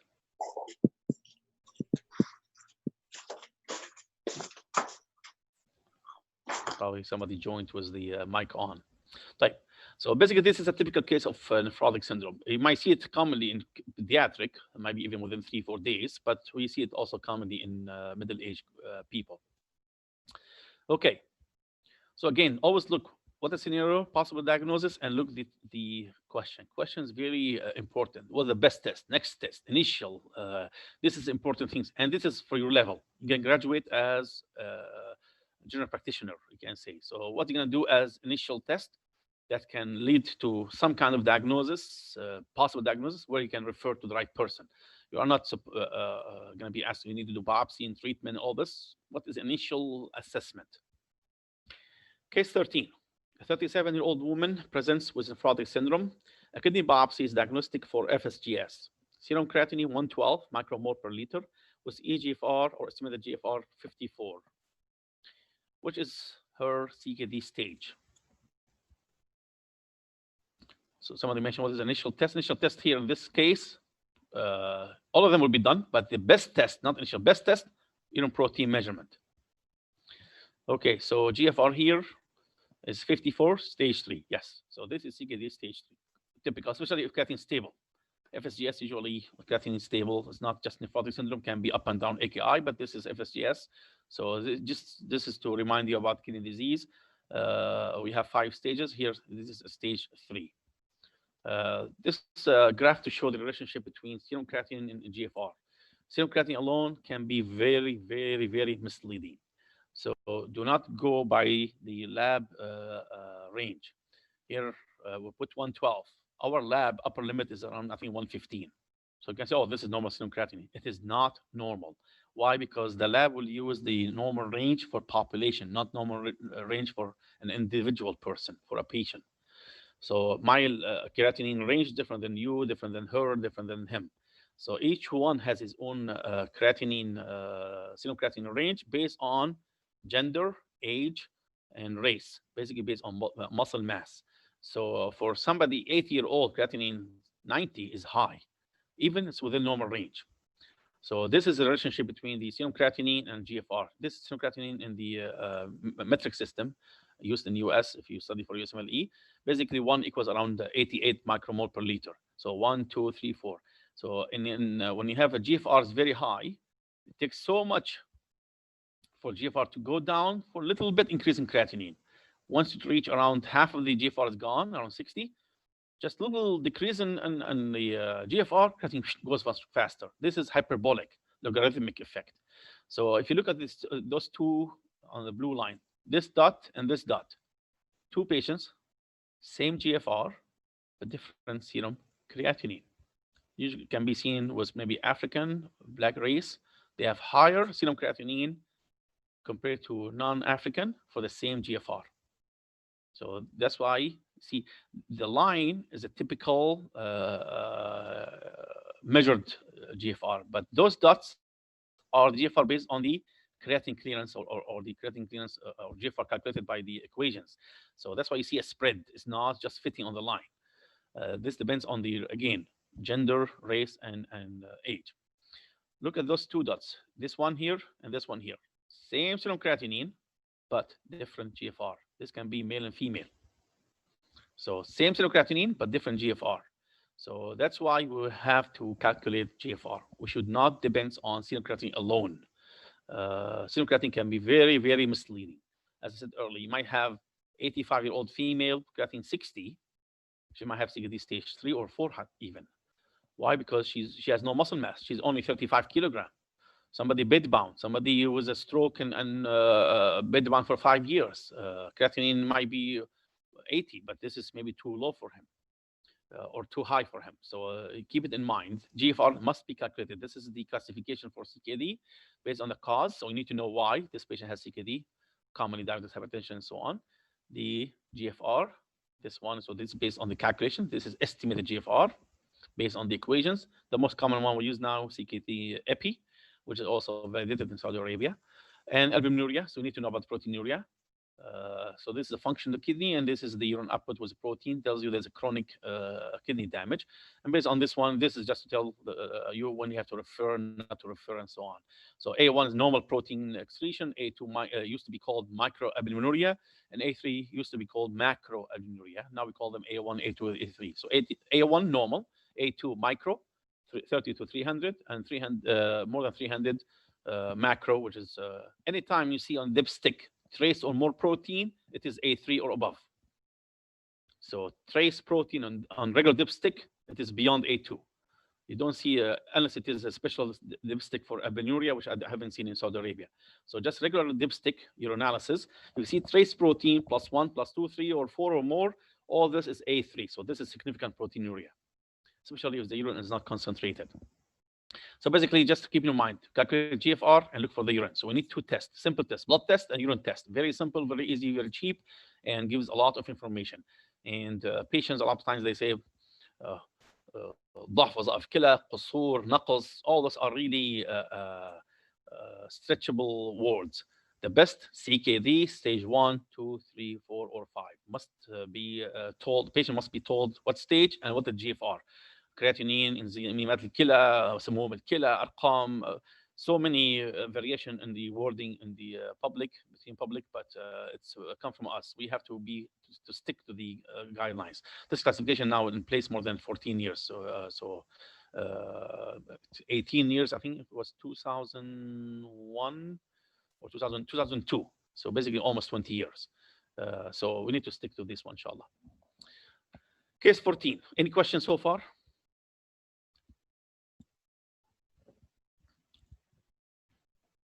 So on the mission, look for previous results and compare. Excellent. Yes, we need a trend. One number might not be helpful. We need to know the trend, especially for CKD, chronic kidney disease, chronicity, more than 3 months. Previous creatinine is very important. Must know what is previous creatinine. So every lab you do, any blood test you do or urine test or anything, it just give you the number at that point of time. It's a snapshot point lab. So it was drawn this clock, 5 o'clock this morning. So this is a creatinine at 5 o'clock this morning. Doesn't tell you what is creatinine at 3 o'clock afternoon. Every lab has a limitation. It's so a snapshot at that moment of time. That's why we have to do serial lab, and we have to interpret what happened meanwhile in between those two lab results. Case 14, a 70-year-old female with history of hypertension and stroke 1 month ago. Left with left hemiparesis and bedbound. Presents to ER with shortness of breath and fever, resolved with diclofenac injection at local clinic 1 day before. Very, very, very common scenario. They don't want to come to ER. It takes 2-3 days to be seen. Very long wait time, exhausting. Patient bedbound, so they go just local health center, and unfortunately, without any lab, fever. Just to give them diclofenac injection, especially if it's IM, and sometimes saline, a liter, 1 dose of ceftriaxone. Send them home even without oral antibiotic. Just symptomatic management. Get 300-400 real. Go home. Good luck. This patient now showed up in ER. So hypertension, stroke 1 month ago, was bedbound, has shortness of breath and fever for 2 days. The day before was given diclofenac in the local clinic. Vitals 97-59, pulse 90, saturation 88% room air. CTA showed extensive PE. So I made things easy for you. This is CT angiogram, CTPE. Showed extensive. This patient has PE, typical stroke, bedbound, PE. Serial creatinine measurement, I will show you in the next slide. So first, what do you think about her vital signs?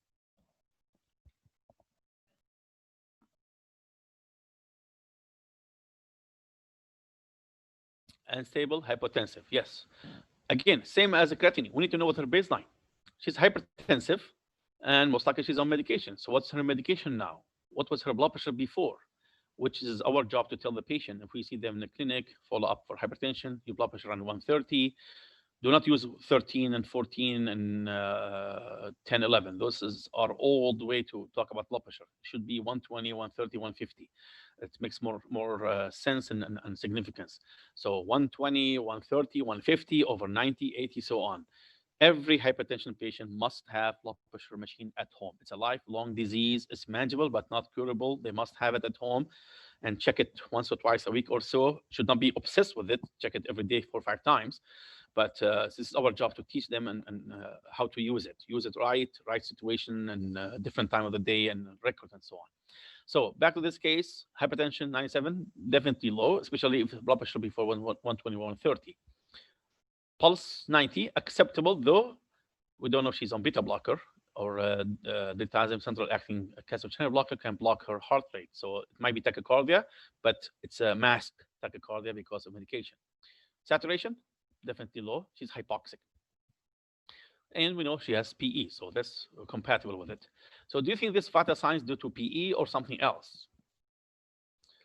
Because you see the diagnosis here, or the list of differential diagnosis, urosepsis, yes, can happen with fever, but what's missing in the history?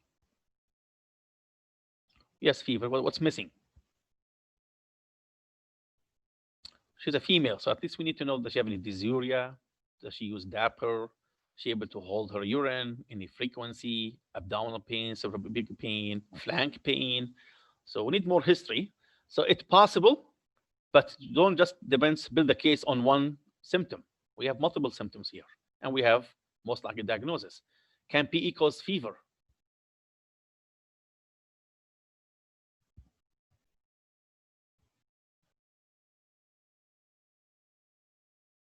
This is my question. Can PE cause fever? Not necessarily, usually not, unless you have really massive PE leading to lung infarction. Patient will have chest pain, then might lead to infection. So second, possibly here, pneumonia, it could be, especially what kind of pneumonia in this case?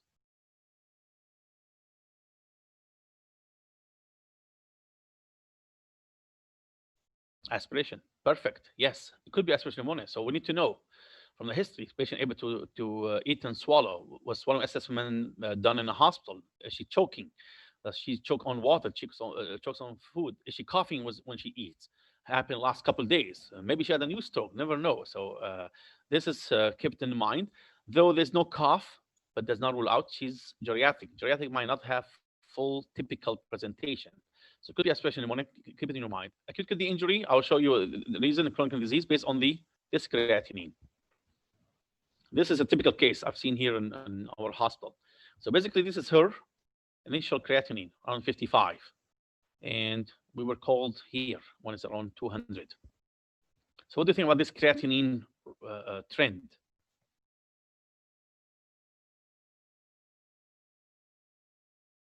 Definitely rising. No argument. Acute renal failure, well, this is an old term. So we use acute kidney injury now.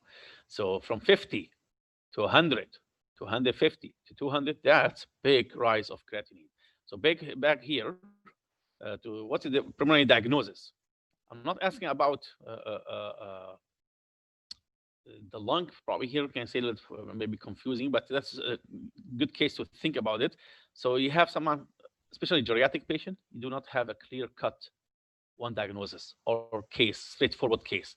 Geriatric, always comorbidities and different issues. People here put AKI, hypovolemic shock. Okay, so basically it's AKI. CKD, no. Creatinine 50, if creatinine GFR is above 60, so that's normal. But now, yes, she has AKI. And the reason of AKI could be this, urosepsis. I don't know. So I need, what test I need to do this? What test I need to do to rule in urosepsis? Okay, first urinalysis and then urine culture. Yes, urine culture takes 2 to 5 days. Urinalysis is a very crucial point, especially clean catch one if she's able, or even in and out cath, so it should not be contaminated.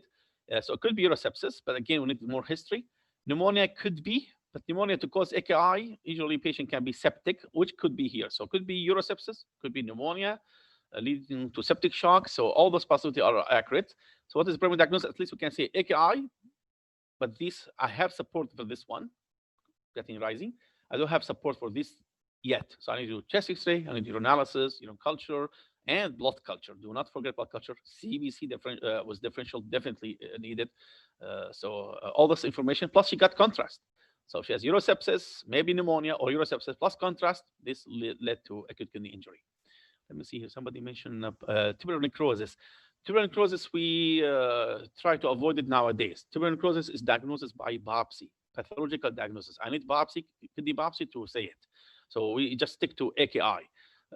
Tubular necrosis is a very specific case. It might be AKI without tubular necrosis. Patients still making urine, though GFR is low, might have hyperkalemia, might have fluid overload, some acidosis and so on, but it's not full tubular necrosis. So this is usually made by pathology, by kidney biopsy. So we try to avoid this. Question here, how can we explain the shortness of breath in this case? Well, she has PE. Could be pneumonia also at the same time. So I didn't give you full details of the CT scan, but it says PE. So she developed PE.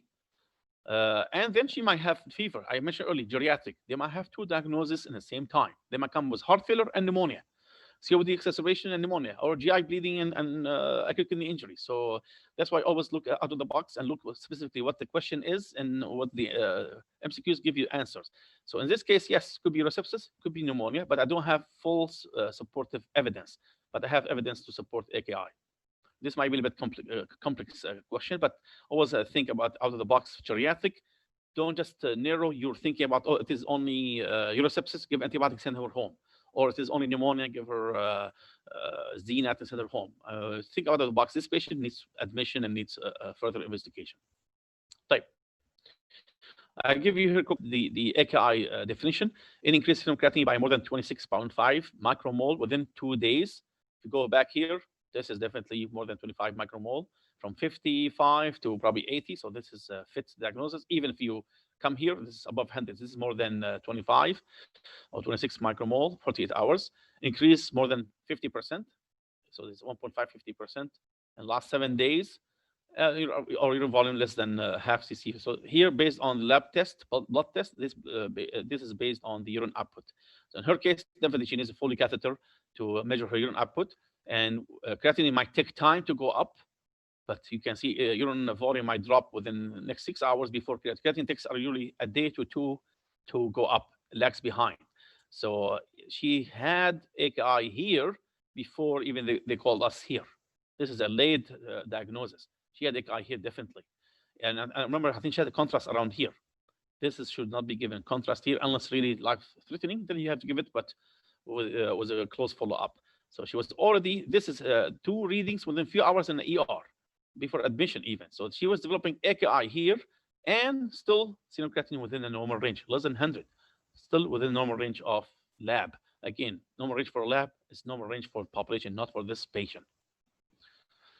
I didn't go in details for the stage or staging, but this is just to memorize. Anytime creatinine goes up more than 26.5 in 2 days, this is AKI to prove otherwise. More than 50% we have creatinine within 7 days. and urine output is in half cc per kilogram per hour. Somebody 60 kilos, so you need 30 cc per hour. For 6 hours, urine output is less. This is AKI. Even creatinine might not go very high, but this is still AKI, meaning decreased kidney perfusion usually. Okay. Somebody mentioned here maybe due to medication. Yes, so I need to know what medication. Was she an ACE inhibitor? Was she taking NSAID? All this goes back history. Case 15. A 59-year-old male with diabetes developed epigastric abdominal pain last night and vomited 3 times. Today, he passed out at home, so an ambulance was called. Vitals 88/69, pulse 132. His abdomen is very tender, right upper quadrant. Labs, white count 16.9, neutrophils 86%, alk-phos 280, total bili 42. What is the most likely cause of his low blood pressure? Septic shock, dehydration, MI, peptic ulcer perforation.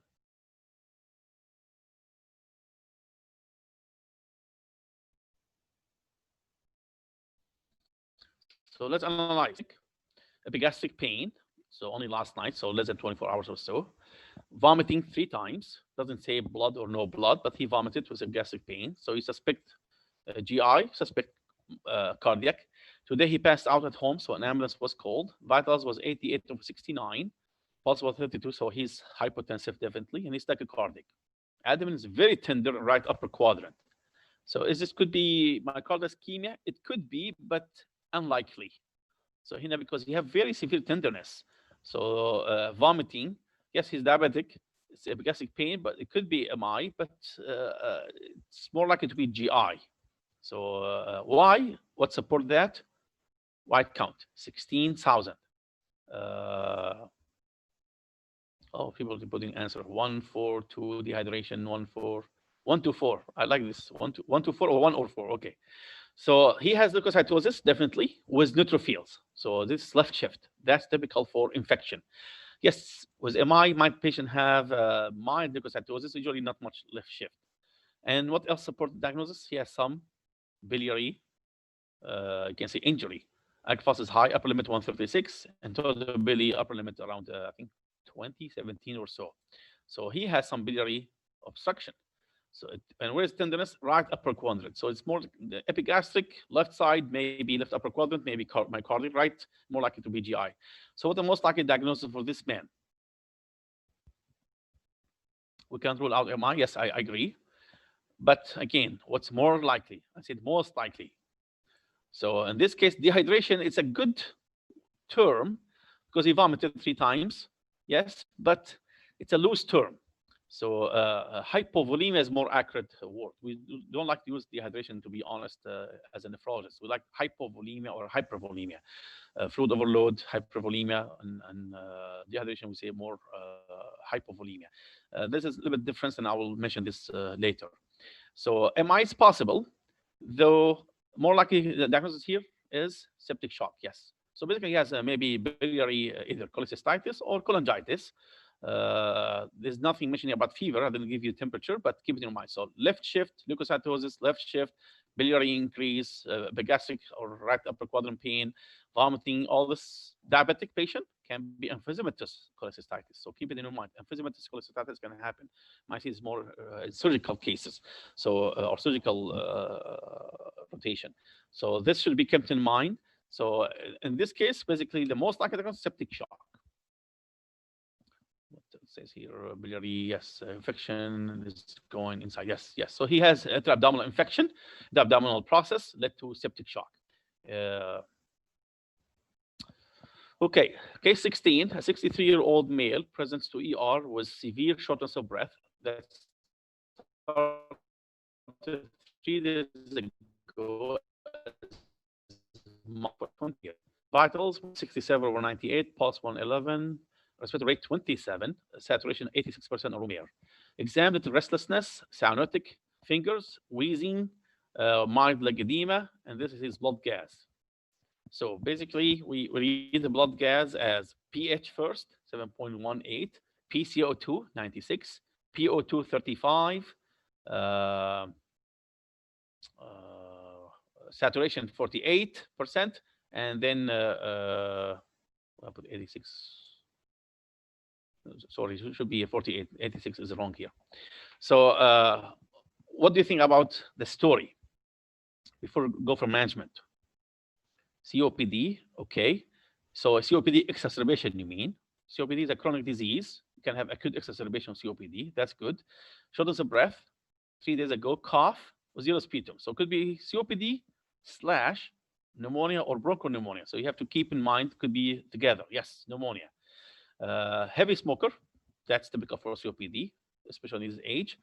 And he's not hypotensive, but he's tachycardic, and he's definitely hypoxic. Oh, sorry. 35 is bicarb, and 48 is a PO2, and 86 is the saturation. I missed it. So he's restless, cyanotic, has wheezing, extensive wheezing with leg edema. So what do you think about the blood gas? pH 7.18, normal, abnormal, high or low?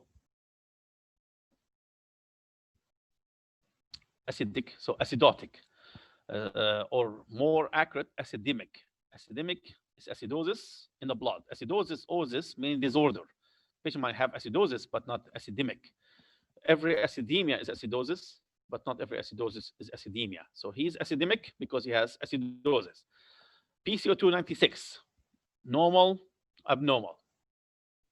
So the mention respiratory acidosis. Yes, normal is 40 millimeter of mercury, PCO2, partial pressure of CO2. So definitely has respiratory acidosis, which is compatible with his COPD. And most likely acute on chronic, so he has very high PCO2 elevation. This is a bicarb. So bicarb is elevated, 35. But acute or chronic, you have to do the calculation. For every 10 increase above 40, bicarb acutely go up by 2 points. For chronic, 4 points. So we need to know his previous gas. That will be crucial to know what his previous gas. Most likely he has PCO2 as a baseline, probably around 50 or so. And then with acute exacerbation went up so high, that's why he's so acidemic. This is very compatible. And by the way, this fits the Henderson-Hasselbalch equations. This is more acute on chronic respiratory acidosis. And this is the PO2 low, and 86, which matches the pulse ox. So this is the hypoxia. So what kind of respiratory disorder does he have?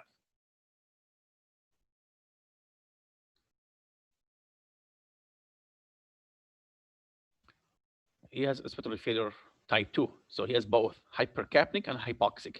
So the mention here, Mohammed, acute and chronic. Yes, acute and chronic, non-compensatory. Compensatory, because if we say 40 to 96, for every 10, you have 2 millimole increase. So from 40 to 90, you have 50. So 5 times 2, 10. So this is matching the bicarb. So basically, this is pure acute respiratory acidosis.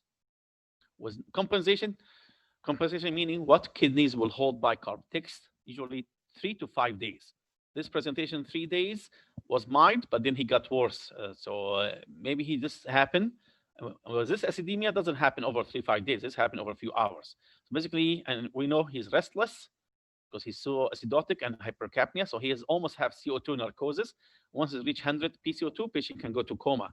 CO2 narcosis, plus he's hypoxic, can lead to restlessness, and he's cyanotic. So basically, he has acute exacerbation. So he has acute respiratory acidosis with no metabolic compensation, no renal compensation yet, and he's hypoxic. So he has a hypoxic and hypercapnic respiratory failure.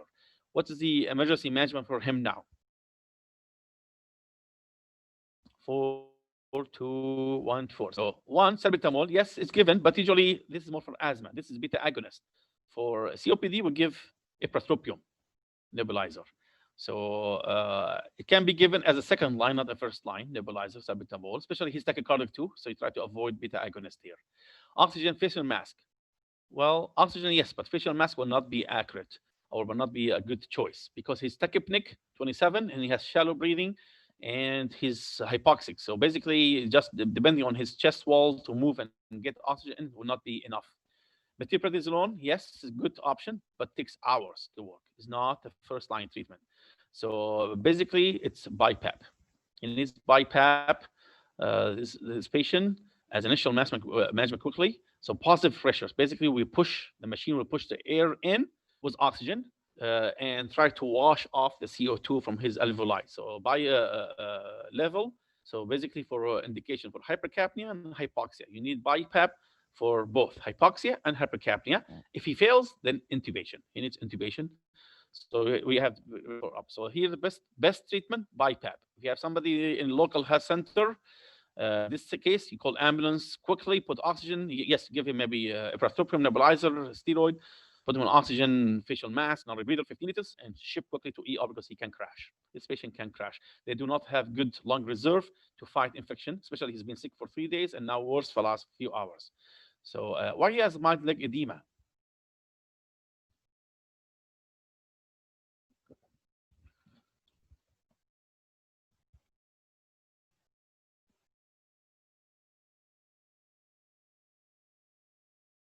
Why he has leg edema, guys? Cold excellent. So if he has really bad COPD, so here need history. Did he ever get echo, previous chest X-ray, PFT, how bad it is? Say he is, so he's still smoking, advised to stop. So all this, how long the edema exists. So he has most likely some element of core pulmonale. So this very bad advanced COPD might be even end-stage lung disease based on his FEV1 measurement and PFT. Excellent. Next case, we're almost over in the time, which is good. 29-year-old male sustained car accident. Didn't have the seatbelt on, common in Saudi Arabia. He's complaining now of severe chest pain. Vitals 88/65, pulse 149. Exam, he has engorged jugular veins, decreased breath sounds in left base, and muffled heart sounds. What is the most likely diagnosis? Tamponade, 3 tamponade. Okay, why? Dextride. Okay, excellent. So he has muffled heart sounds, distant heart sounds. He has jugular vein distension, hypotension. So venous engorgement, hypotension. This is cardiac tamponade proven otherwise, especially he did not have seatbelt on. So if he was a driver, he probably hit the steering wheel and caused chest fracture. Yes, rib fracture is a good diagnosis, but this is not appropriate with this cardiac manifestation. So it is a cause of his cardiac tamponade. He might have a flail chest, might have a myocardial rupture. So it's very bad cardiac accident. Pleural effusion. Yes, he has decreased breath sounds. It is pleural effusion, but it's more hemothorax. So probably he has a bleeding. So it's not pleural effusion as a pneumonia, as parapneumonic, and so on, or heart failure. PE. This is typical case of just acute trauma. So PE is not appropriate time now. It might happen a couple of days later if he's bedbound, not on anticoagulation, and so on. So the diagnosis here, it is, yes, cardiac tamponade when you have muffled heart sounds, engorged jugular vein, and hypotension. Somebody was mentioning, I think, about the do pericardiocentesis. Yes. So this is, you need surgical team or trauma team, bedside echo quickly and stick a needle in to drain the blood out. And this is surgical trauma case. So basically diagnosis and then appropriate people to do their treatment. Someone mentioned here earlier, but I think previous case, what was it mentioned here? COPD. Doctor, this patient can cure COPD. Sorry, can cure. What do you mean can cure? Patient has COPD with acute exacerbation, COPD exacerbation / pneumonia causing his respiratory failure, hypoxic and hypercapnia. I don't know if this is what he meant. Type. Case 18. So this guy needs excellent, quickly, chest X-ray and bedside echo.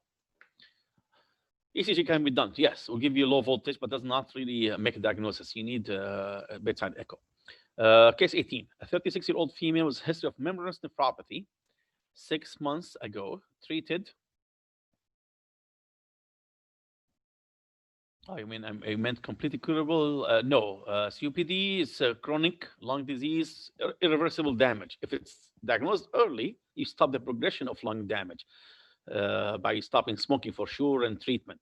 But if somebody has kept smoking and has COPD, this progressive disease will lead to end-stage lung disease and might even need lung transplant if available with other comorbidities taken into consideration. So COPD is not curable, except for alpha-1 antitrypsin, if it's treated and so on. This is a separate case, rare case. But the smoking-based COPD, It's not usually curable to my knowledge. I'm not a pulmonologist, so you can double check, but this is what I know. And just a word of caution, you need to have 10 pack here. So basically 1 pack a day for 10 years, 2 pack a day for 5 years, whatever. So 10 pack here to develop COPD. I've seen so many cases of COPD diagnosed probably from exposure to coal, الفحم, old, especially old women. Type. So this patient, a 36 female, history of membranous nephropathy, diagnosed 6 months ago, treated with prednisone and cyclosporin with good remission. She developed fever, 39.1 with chills, myalgia, cough with green sputum. She felt dizzy at home today and almost fell down. Vitals 94/69, pulse 129, respiratory rate 27, saturation 88%, temperature 38.5. She was given a saline bolus of 2 liters by ER. What is the most important next step in her management? Okay, so people say norepinephrine, increase vascular resistance, and not affect cardiac output because of the tachycardia. Okay, yes, so that's as norepinephrine vasoconstrictor, more than central acting. Epinephrine more central, yes, but is it the typical? People put here ampicillin, ampicillin, ampicillin. Okay, sorry. Be careful with the question. What is the most important next step? So go back to the history. She has kidney disease, GN, glomerulonephritis, treated with prednisone cyclosporin for 6 months. She has fever, chills, myalgia, cough. So basically, she has kind of typical presentation of pneumonia. Felt dizzy at home, so blood pressure on the low side, and she's hypotensive, tachycardic, tachypneic, febrile, hypoxic. Fluid was given. So all this compared with pneumonia. SLE nephropathy, no, don't go that far. Just talk about initial management. She's in ER now. We're not talking about the kidney disease. Talk about initial management. Ampicillin, yes, it's good choice, but it's going to take hours for antibiotic. It takes 48 to 72 hours for antibiotic to work. I want here most important next step. She's hypotensive with fluid given. Hydrocortisone IV. Why hydrocortisone IV? Why this option given? And then albumin 20% IV bolus. Our ICU loves it. I hated it. Evidence support this only for early phase of septic shock for maybe geriatric, but really it's not a typical or ideal IV fluid. IV fluid is saline as given here. Norepinephrine infusion, yes, we said, but you have first fill the tank first. Always, this is a rule of thumb. Fill the tank. Give enough to start vasopressors or inotropes, chronotropes. So tank. Fill the volume. She had fever. She probably lost a lot of insensible loss. She's maybe not eating for a couple of days. So this is important. So SLE for her case, maybe. Again, don't think about the SLE. Leave it aside. Think about what's the most important. Antibiotic, yes, but in her case, as immunocompromised, ampicillin really is not a good choice. It's a broad spectrum antibiotic, yes, but nowadays with a lot of resistance, it is not a good choice. So basically, in her case, should be piperacillin tazobactam, imipenem, cefepime, something in very broad coverage antibiotic. So this is not a good choice as an option. The best answer here is hydrocortisone. Why?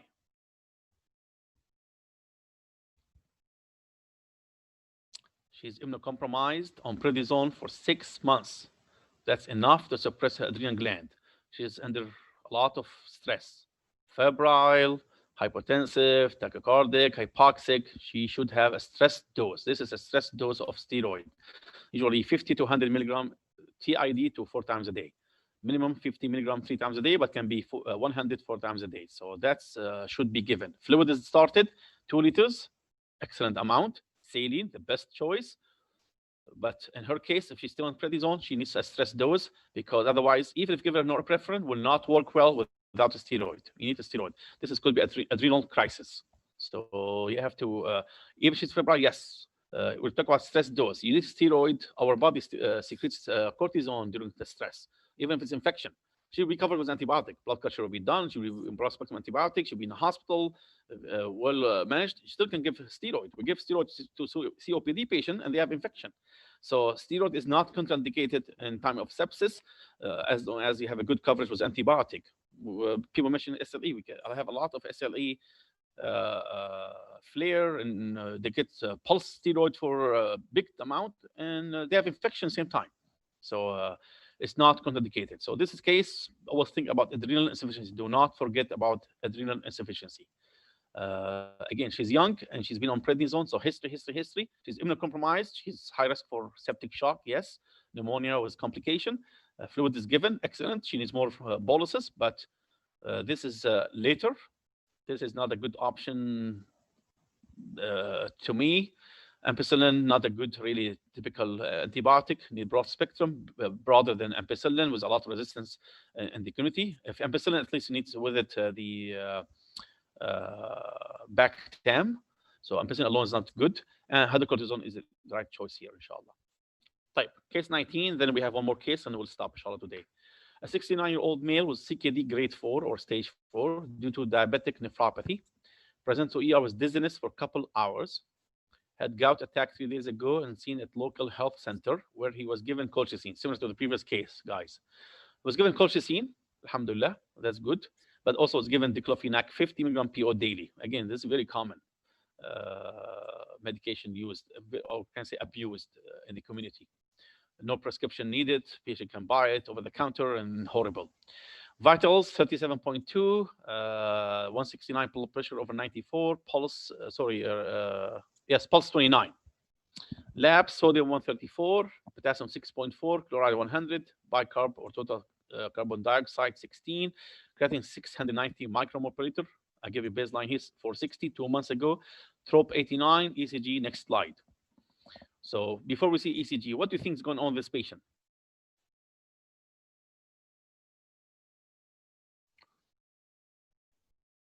So they put arrhythmia, yes. Why?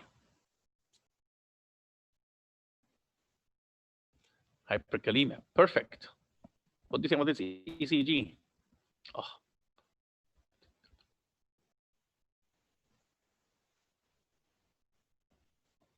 Peak T wave, wide QRS, perfect, excellent. Very peak T wave, more than 30 millimeter. يقولون بالعربي تقلع العين قلع. So multiple leads and wide QRS, very wide QRS, almost sine wave. You don't see much here P wave, just it's all QRS. So tinted T wave, yes. Hyper T wave, flat P wave, yes. There's no P wave. You don't see P wave. Basically, it's more sinus. So it's almost arresting. So why does this happen in this patient? So yes, diagnosis arrhythmia, perfect.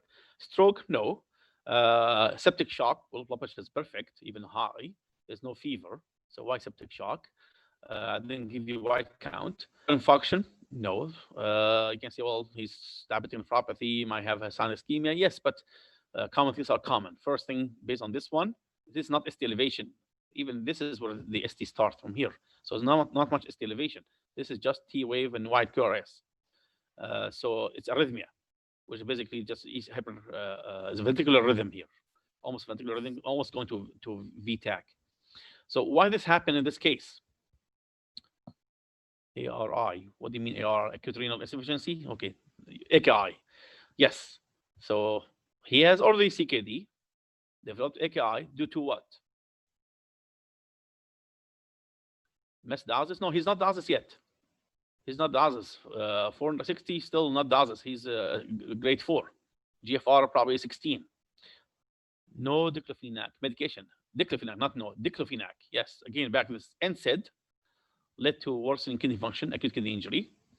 Can lead to acidosis, which can also happen from AKI. And hyperkalemia can happen from NSAID alone and AKI. So basically all this together. I've seen a case, a real case. This is not the right ECG. I took this from internet for copyright, but I've seen this case. And what is his pulse? Vitals tells you here. He's so bradycardic here. Yes, doesn't fit the ECG, but as I said, this is from the internet, but he's bradycardic. So when you see this pulse, right away, ECG must be done right away.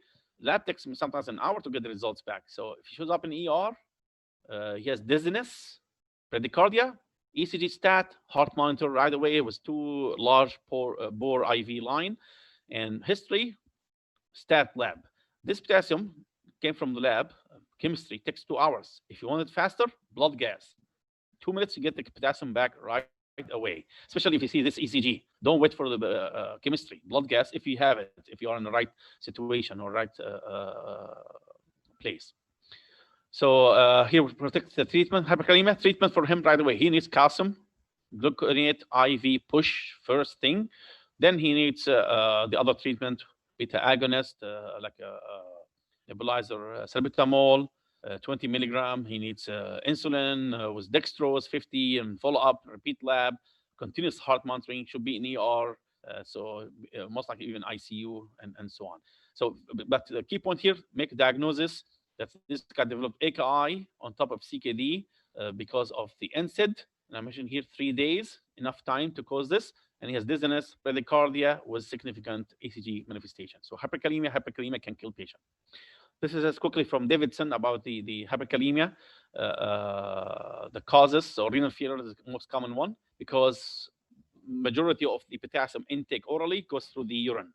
Some small amount goes through the stool and very small amount goes through the sweat. But majority comes through the urine. If the patient has no good urine output, then they develop hyperkalemia so quickly. And then other causes, aldosterone, hormone, and so on. But think about it here. Acidosis, beta blocker, commonly we see a lot with heparin subcutaneous, enoxaparin subcutaneous injection in the hospital commonly can cause mild hyperkalemia, evosomal kidney function, suppression. So medication here says NSAID is inhibitor.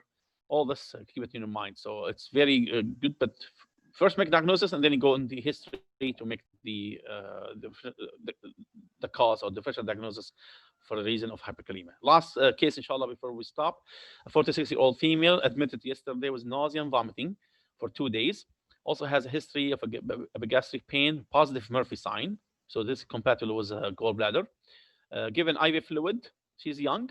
IV fluid, D5 half saline, 75 cc per hour. I mentioned early, this fluid is good for management as maintenance. She's not hypotensive and so on. It's a good fluid. She's feeling very tired today, and she's almost collapsed when she tried to go to the bathroom.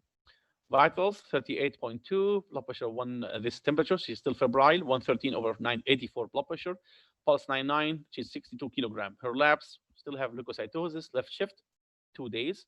Sodium 133, potassium 2.9, creatine 102, glucose 3.4, and ECG. So sorry. What's the answer for here? I mean, for this case, arrhythmia. What's the answer here? What is the most likely diagnosis? I will show you the ECG. First, let's analyze. So middle age, female, typical for gallbladder disease, diagnosed, admitted for IV fluid. This is probably the conservative approach, just antibiotic with IV fluid. Wait till things cool off, and then 6 weeks later, maybe do the cholecystectomy. IV fluid was given as D5 half saline. She's feeling tired today. So why she's feeling tired and almost collapsed? What do you guys think about this?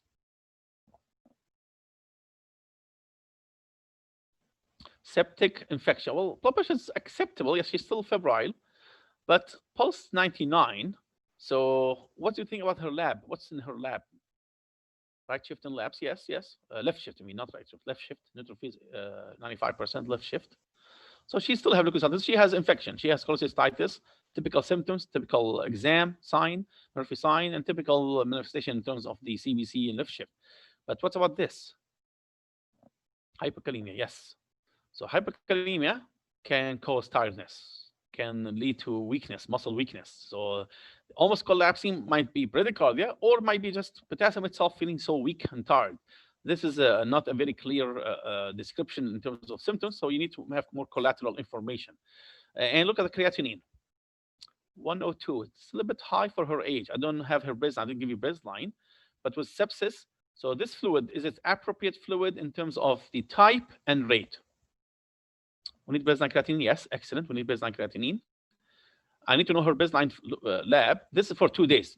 Most likely, this patient is MPO because she has nausea, vomiting, gallbladder. They want to do bowel rest. So it's a good fluid. What's missing from this fluid?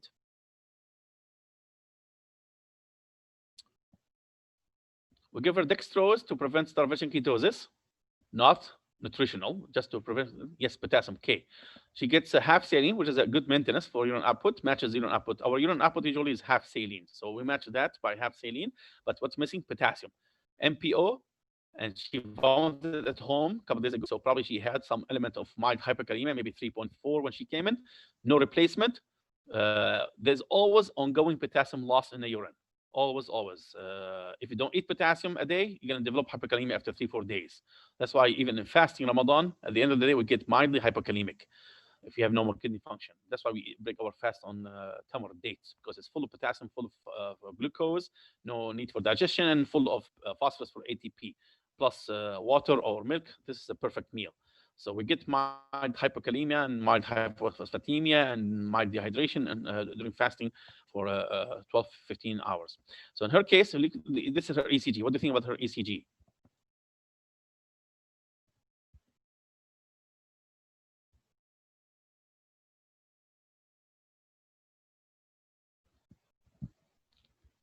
U wave? No, actually, it's not U wave. This is a T wave. This is an inverted T wave. U wave comes around here. This is inverted T wave with ST depression and so extensive. 1, 2, 3, AVF, V2, even V1 to V6. So this diffuse T wave inversion is compatible with hyperkalemia. Yes, hyperkalemia. So ST depression can happen, but even here it's symmetrical T wave inversion.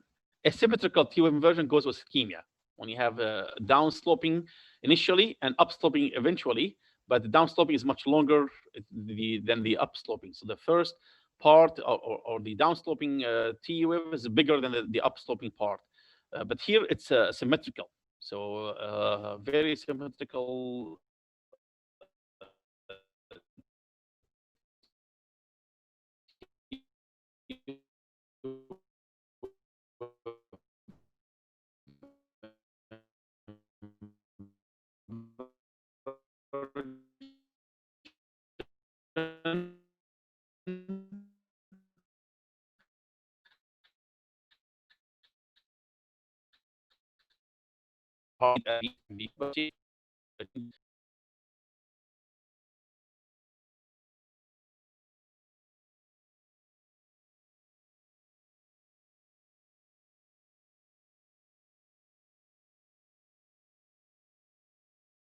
around 10 hours and 50, another 10 hours. So she gets around almost 2 liters a day. If you put 20, she gets 40 a day. That's what matches her potassium need per day.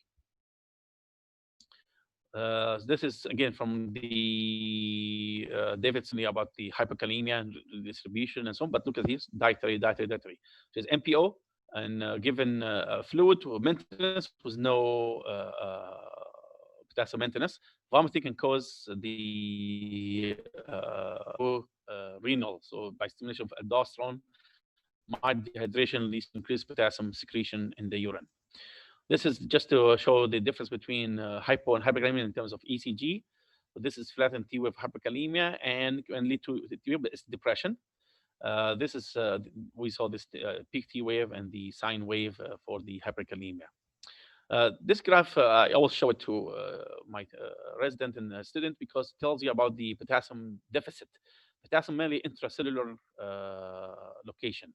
So you have 140 millimole of potassium inside the cells, and you have 140 millimole of sodium outside the cells. So the main cation inside the cells is potassium. So the bulk of potassium inside the cells. Intracellular volume is 2/3 volumes, 1/3. So basically, we have a lot of potassium in our body, more than the amount of sodium we have in our body. To develop hypokalemia, which is potassium in the blood, in the extracellular fluid, patient already depleted intracellular store. So somebody potassium 2.9, patient lost a lot of potassium. So we're not looking just to get potassium up from 2.9 to 4. We need to replete the intracellular store, then the potassium in the blood goes up. So this is with a condition patient has no kidney function and good urine output. So somebody around 2.9, if you draw the line here, the deficit is around 200 millimole. So basically, if this patient needs potassium, it's not 20 millimole BID would be enough for this 2.9. She's going to need probably 40 millimole 4 times a day, or even 40 TID PO possible with maybe a couple of 40 IV and serial measurement of potassium. Based on this graph, she's gonna need almost 100, can be around 150 to even 300 millimole, depends on her weight and age and so on. So the reason I put this graph to tell you that's really the potassium deficit can be very significant. Some of the potassium 3.3, you give them 10 millimole BID is nothing, especially with good urine output, is nothing. Repeat next day or 12 hours later, maybe even lower potassium, especially if there's ongoing potassium loss by vomiting or diuretics and so on. So keeping this in mind. But again, this is not fixed in a stone. This is based on the patient situation, especially urine output. It is more urine output than GFR. GFR might be 20, but good urine output or polyuria, diuretics, for example, somebody gets Lasix for heart failure, 3 liters a day urine output, even GFR 20 still needs a lot of potassium because they lose a lot in the urine. So I think I'll stop here. There's one comment here I saw early about the previous case, I think here, case 19, I think. We said case 9 diagnosis here, arrhythmia, because the hyperkalemia manifestation, ECG manifestation. Any question, guys? So we finished 20 cases, and we have 20 cases for tomorrow, inshallah.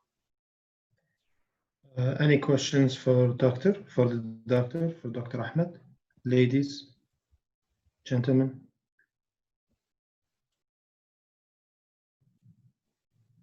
No, mashallah, we have 122 participants, so that's good. So I hope it was helpful. I think Dr. Khalid has afternoon with you guys, and then tomorrow again for me to finish, inshallah. اوكي يعطيك العافيه دكتور، شكرا جزيلا والله يعطيك العافيه وجزاك الله خير. الله يسلمك، اشوفكم ان شاء الله بكره. يلا السلام عليكم. باذن الله، شكرا كثير دكتور، شكرا. الله معك، السلام عليكم. Okay guys, we'll